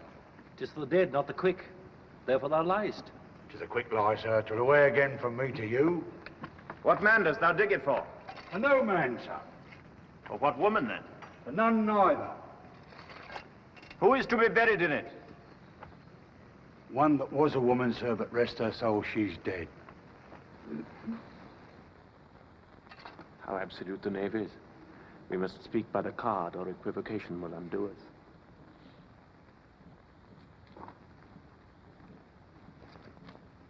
How long hast thou been grave maker? Of all the days in the year, I came to it that day that our last King Hamlet all came fought in brass. How long is that since? Cannot you tell that? Every fool can tell that. It was the very day that young Hamlet was born. He that is mad and sent into England. Aye, mad. Why was he sent into England? Why? Because he was mad. He shall recover his wits there. Or if he do not, 'tis no great matter there. Why? Shall not be seen in him there. There the men are as mad as he. How came he mad? Very strangely, they say. How strangely? Faith, e'en by losing his wits. Upon what ground? Why, here in Denmark. How long will a man lie i' the earth ere he rots? In faith, if he be not rotten before he die, he will last some 8 year, 9 year. A tanner will last you 9 year. Why he more than another? Why, sir? His hide is so tanned with his trade, he will keep out water a great while. And your water's a sore decayer of your horse and dead body. Here, here's a skull now. This skull hath lain in the earth 23 year. Whose was it? Horse and mad fellas it was. Who do you think it was? I know not. A pestilence on him for a mad rogue. He poured a flagon of Rhenish on me head once. This same skull, sir, was Yorick's skull, the king's jester. This? In that. Let me see.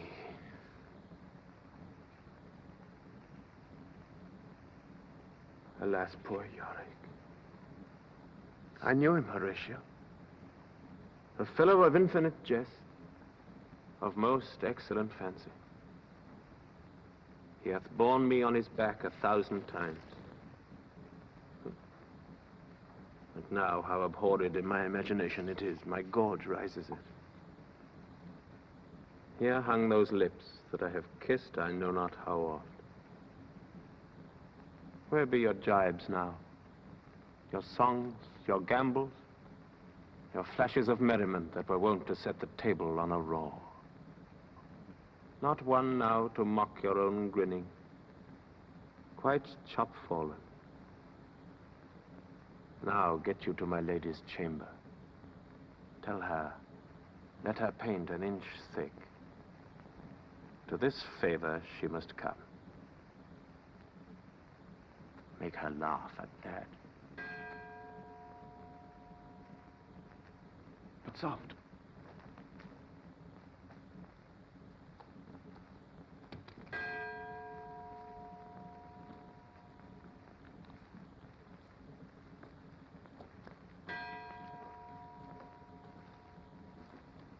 The king, the queen, the courtiers. Who is this they follow? And with such meager rites. This doth betoken the corpse they follow did with desperate hand take its own life. Mark. What ceremony else? That is Laertes, a very noble youth. Mark. What ceremony else? Her obsequies have been as far enlarged as we have warranty.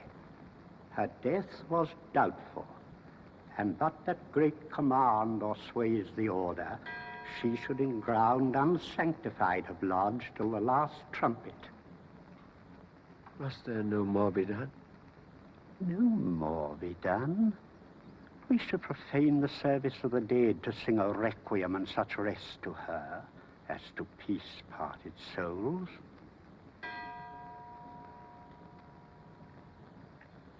Lay her in the earth.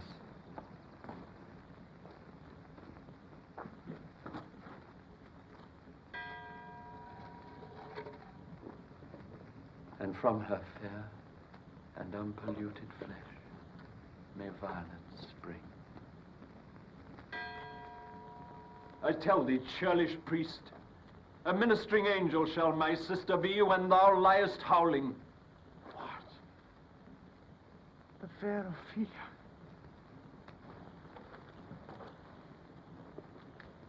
Sweets to the sweet. Farewell.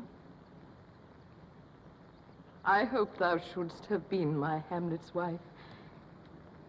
I thought thy bride bed to have decked, sweet maid, and not have strewed thy grave.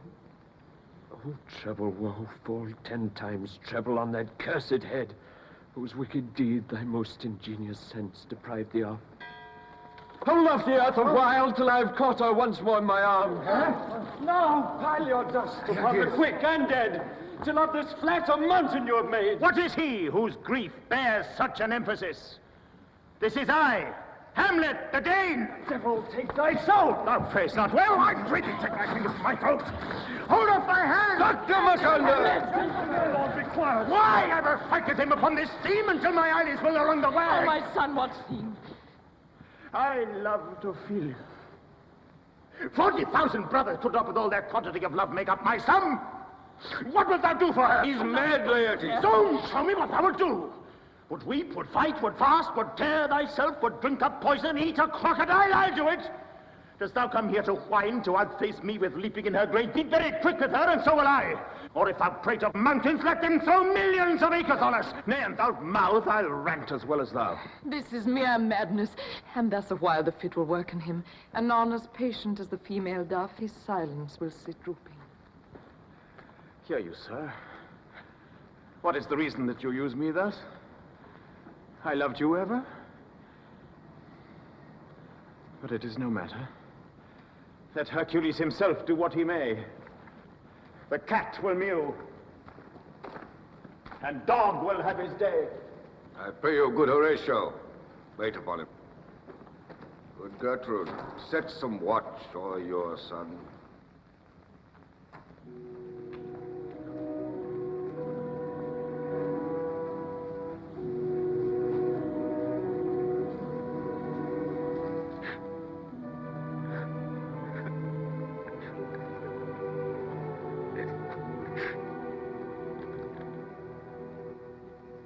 Laertes, I must commune with your grief, or you deny me right. And you must put me in your heart for friend. Where the offense is, let the great axe fall. It shall be so. But tell me why you have proceeded not against him. Oh, for two special reasons which may to you seem much unsinewed. Yet to me, they're strong.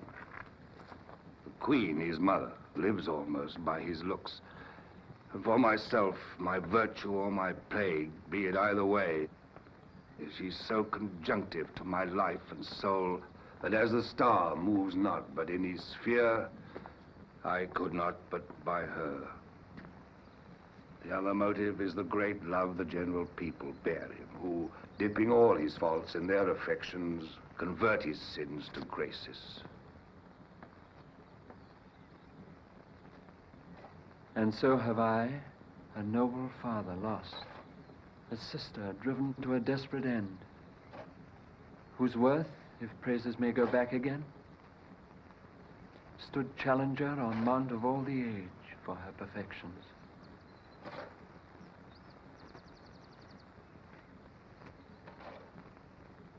But my revenge will come.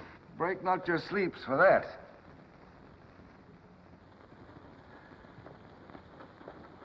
You must not think that we are made of stuff so flat and dull that we can let our beard be shook with danger and think it pastime.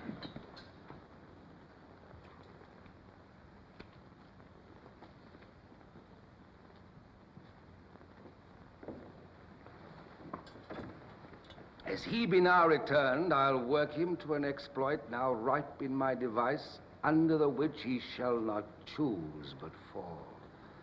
And for his death, no wind of blame shall breathe, and even his mother shall uncharge the practice and call it accident. My lord, I will be ruled more willingly if you devise it so that I might be the instrument. It falls right.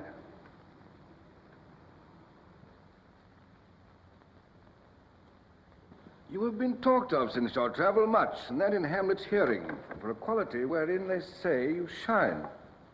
2 months since, here was a gentleman of Normandy. He made confession of you, and gave you such a masterly report for art and exercise in your defense, and for your rapier most especially, that he cried out 'twould be a sight indeed if one could match you. Sir, this report of his did Hamlet so envenom with his envy that he could nothing do but beg and wish your sudden coming o'er to fence with him. Now, out of this. What out of this, my lord? Laertes, was your father dear to you, or are you like the painting of the sorrow, a face without a heart? Why ask you this? That we would do, we should do when we would. For this wood changes, and hath abatements and delays, as many as there are words, or thoughts, or accidents. And then this should is like a spendthrift sigh. But to the quick of the outside.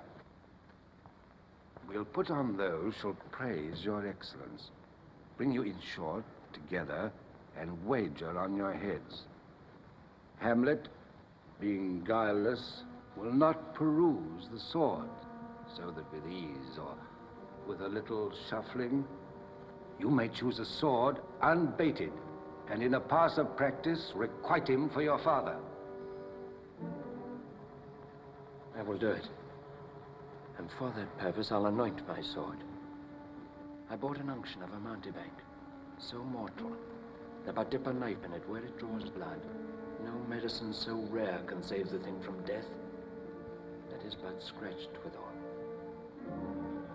If this should fail, soft, let me see.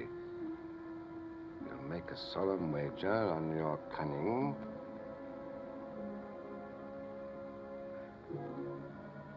I have it.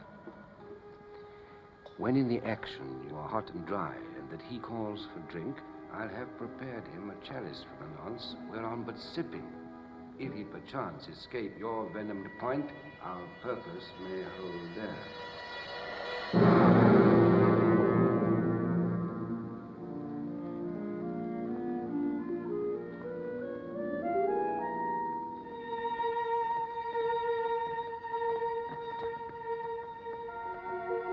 Horatio,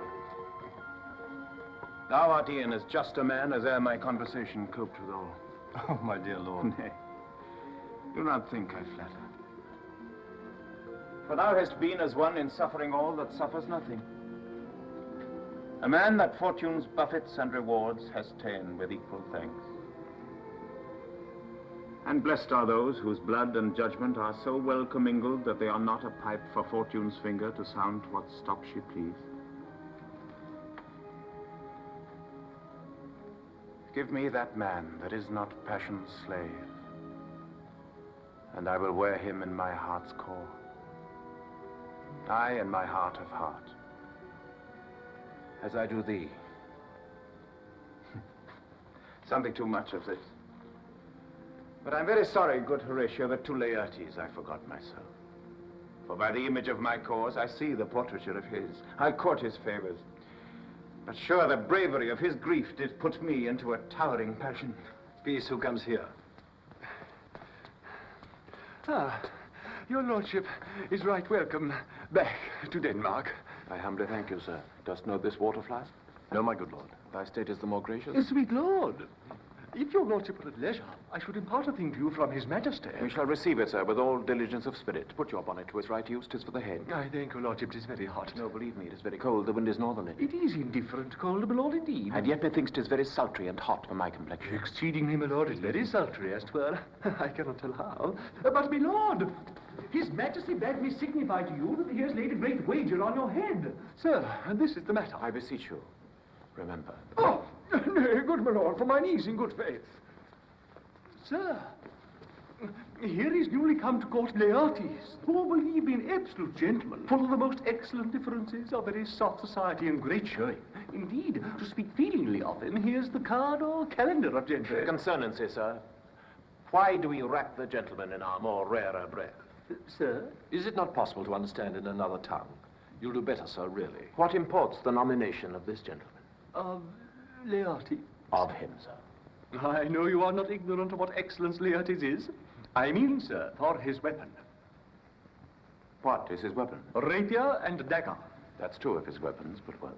The king, sir, hath wagered with him 6 Barbary horses, against the which he has impawned, as I take it, 6 French rapiers and poniards, with their assigns as girdle, hanger, and so.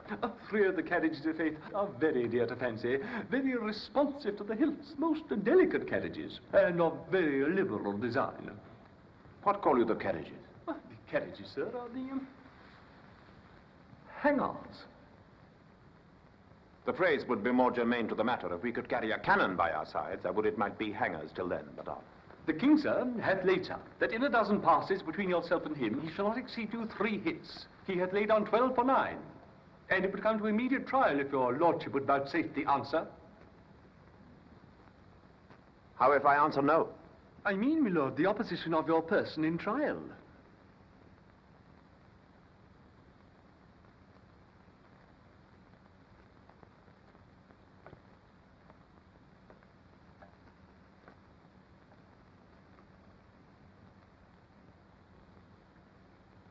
Sir, I will walk here in the hall.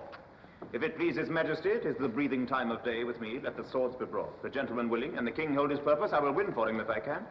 If not, I shall gain nothing but my shame and the odd hits. Shall I redeliver you even so? To this effect, sir, after what flourish your nature will.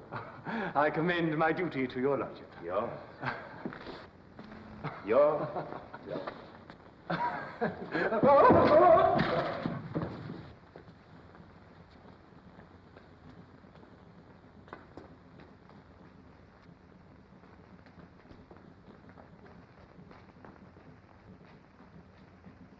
You will lose this wager, my lord.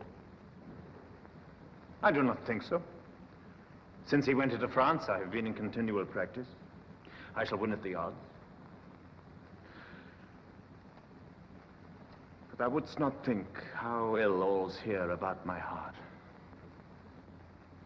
But it is no matter. Nay, good my lord. It is but foolery. But it is just such a kind of misgiving as would perhaps trouble a woman. If your mind is like anything, obey it. I'll forestall their coming hither and say you're not fit. Not a whit. We defy augury. There is special providence in the fall of a sparrow. If it be now, 'tis not to come. If it be not to come, it will be now. If it be not now, yet it will come. The readiness is all. There's a divinity that shapes our ends. Rough hew them how we will. Let be.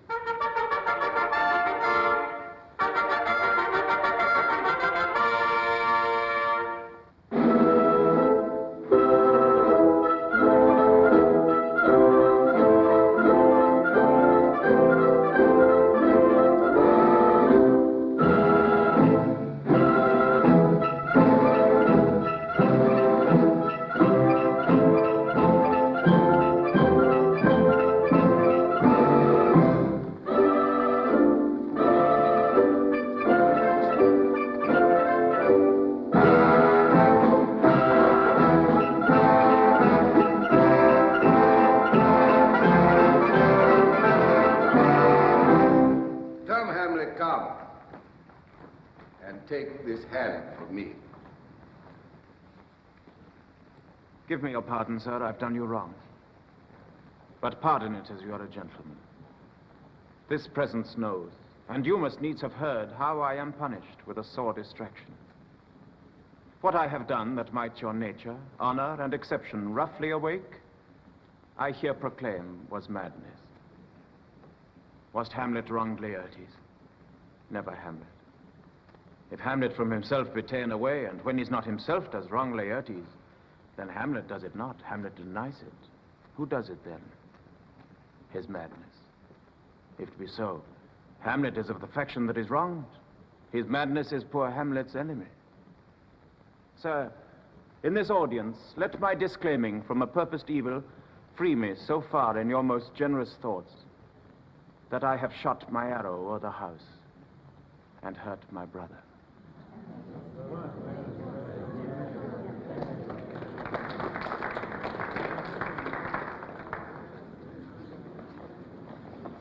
Give us the foils, come on. I'll be your foil, Laertes. In my ignorance, your skills shall, like a star in the darkest night, shine fiery indeed. You mock me, sir. No, by this hand. Give them the foils, young Osric. Cousin Hamlet, you know the wager. Very well, my lord. Your grace has laid the odds at the weaker side. I do not fear it. I've seen you both. Since he is bettered, we have therefore odds. This is too heavy. Let me see another.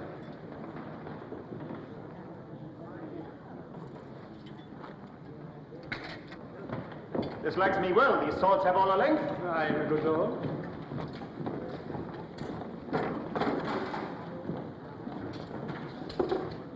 Set me the stoops of wine upon that table. If Hamlet give the first or second hit, let all the battlements their ordnance fire. The king shall drink to Hamlet's better breath, and in the cup a jewel shall he throw, richer than that which 4 successive kings in Denmark's crown have worn. Give me the cup. And let the kettle to the trumpet speak. The trumpet to the cannoneer without. The cannons to the heavens. The heavens to earth. Now the king drinks to Hamlet. Now the king drinks to Hamlet.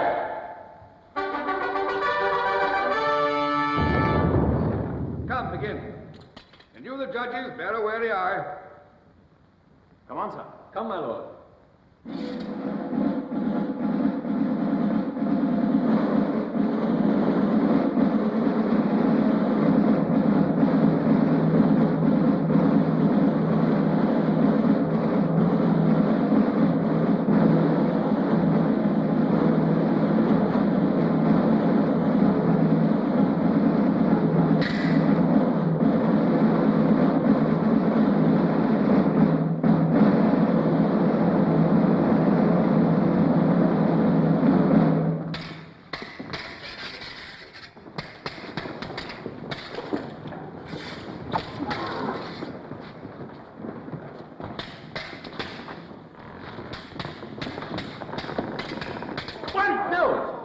A hit, a very palpable hit.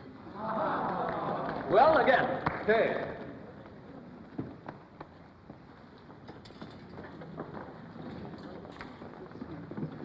Give me drink. Hamlet, this pearl is thine. Here's to thy health.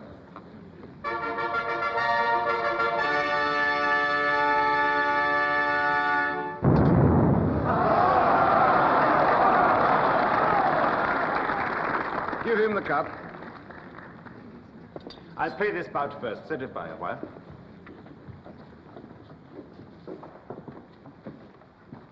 Come.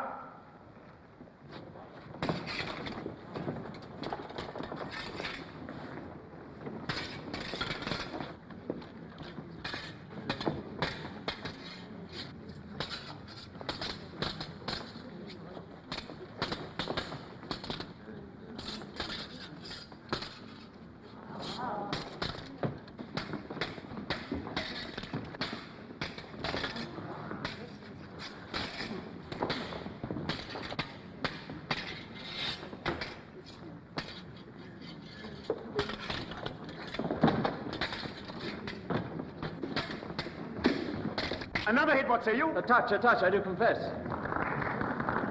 Our son shall win. He's hot and scant of breath. Here, Hamlet, take my napkin, rub thy brows. Good God, you do not drink! I will, my lord. I pray you pardon me. The queen carouses to thy fortune, Hamlet. Good, madam. It's too late. My lord, I'll hit him now. I do not think it. It is almost against my conscience. Let me wipe thy face.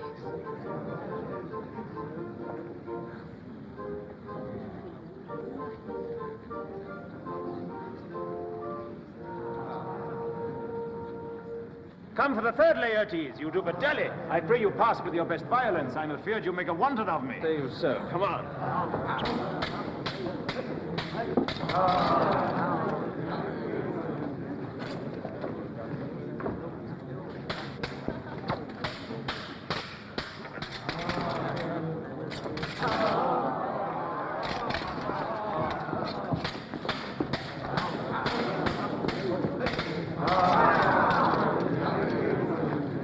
Nothing, neither way.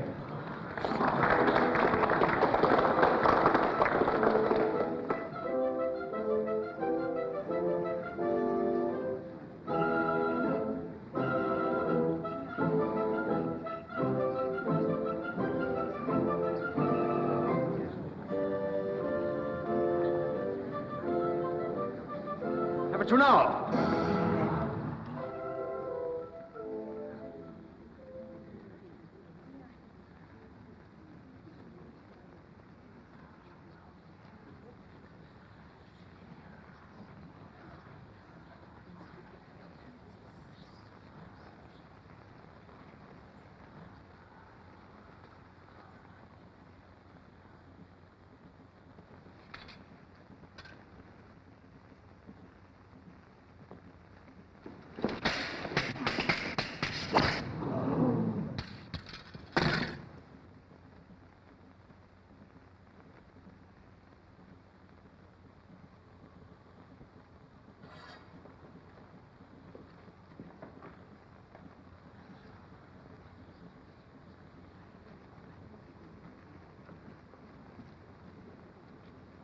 Pardon, they're incensed. Hey, come again.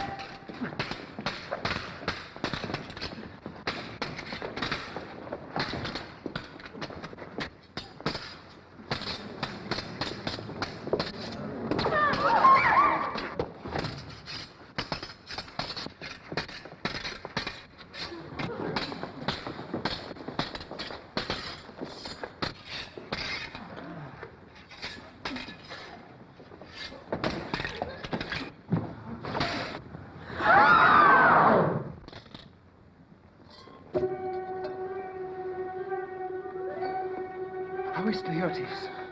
I'm justly killed. with mine own treachery.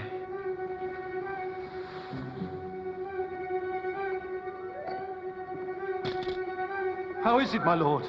How does the Queen? You swoon to see them bleed. No. No. A drink. A drink. Oh, my dear Hamlet.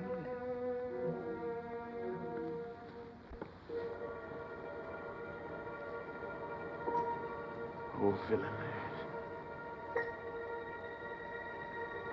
Oh, let the door be locked! Treachery! Seek it out! Here, Hamlet! Hamlet, thou art slain. In thee there is not half an hour of life. The treacherous instrument is in thy hand, unbaited and envenomed. The foul practice hath turned itself on me. Lo, here I lie, never to rise again. Thy mother's poisoned. I can no more.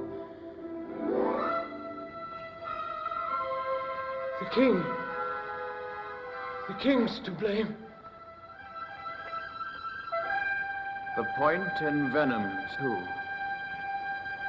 Then venom to thy work!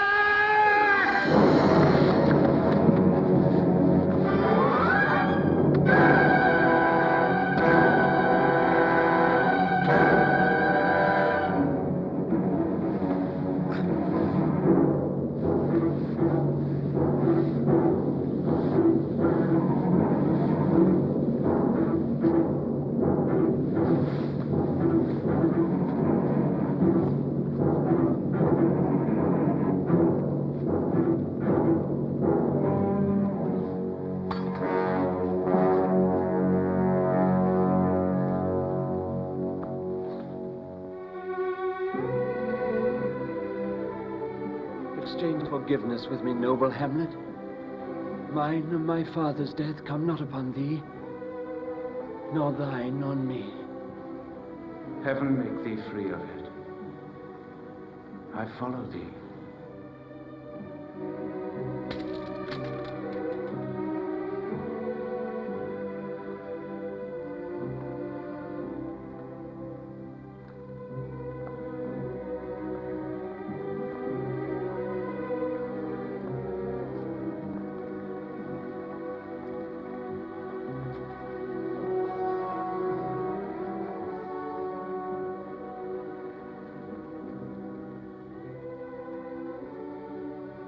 I am dead, Horatio.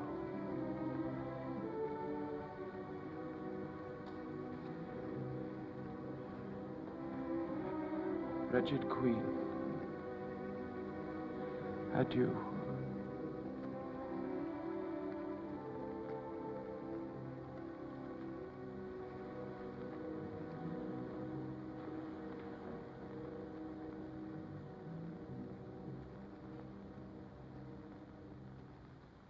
You that look pale and tremble at this chance, that are but mutes or audience to this act, had I but time, as this fell Sergeant Death is strict in his arrest, oh, I could tell you, but let it be.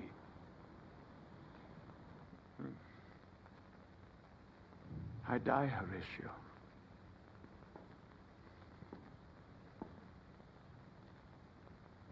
The potent poison quite o'ergrows my spirit.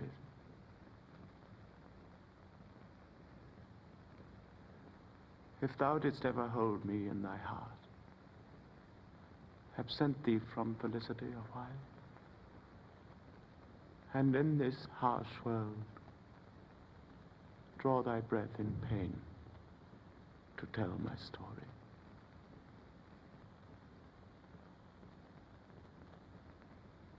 The rest is silence.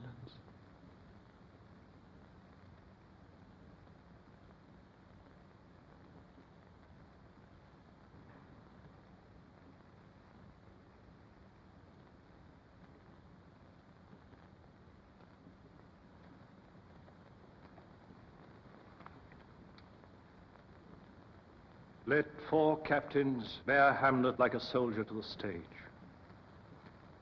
For he was likely, had he been put on, to have proved most royal. And for his passage, the soldier's music and the rites of war speak loudly for him. Go, bid the soldiers shoot.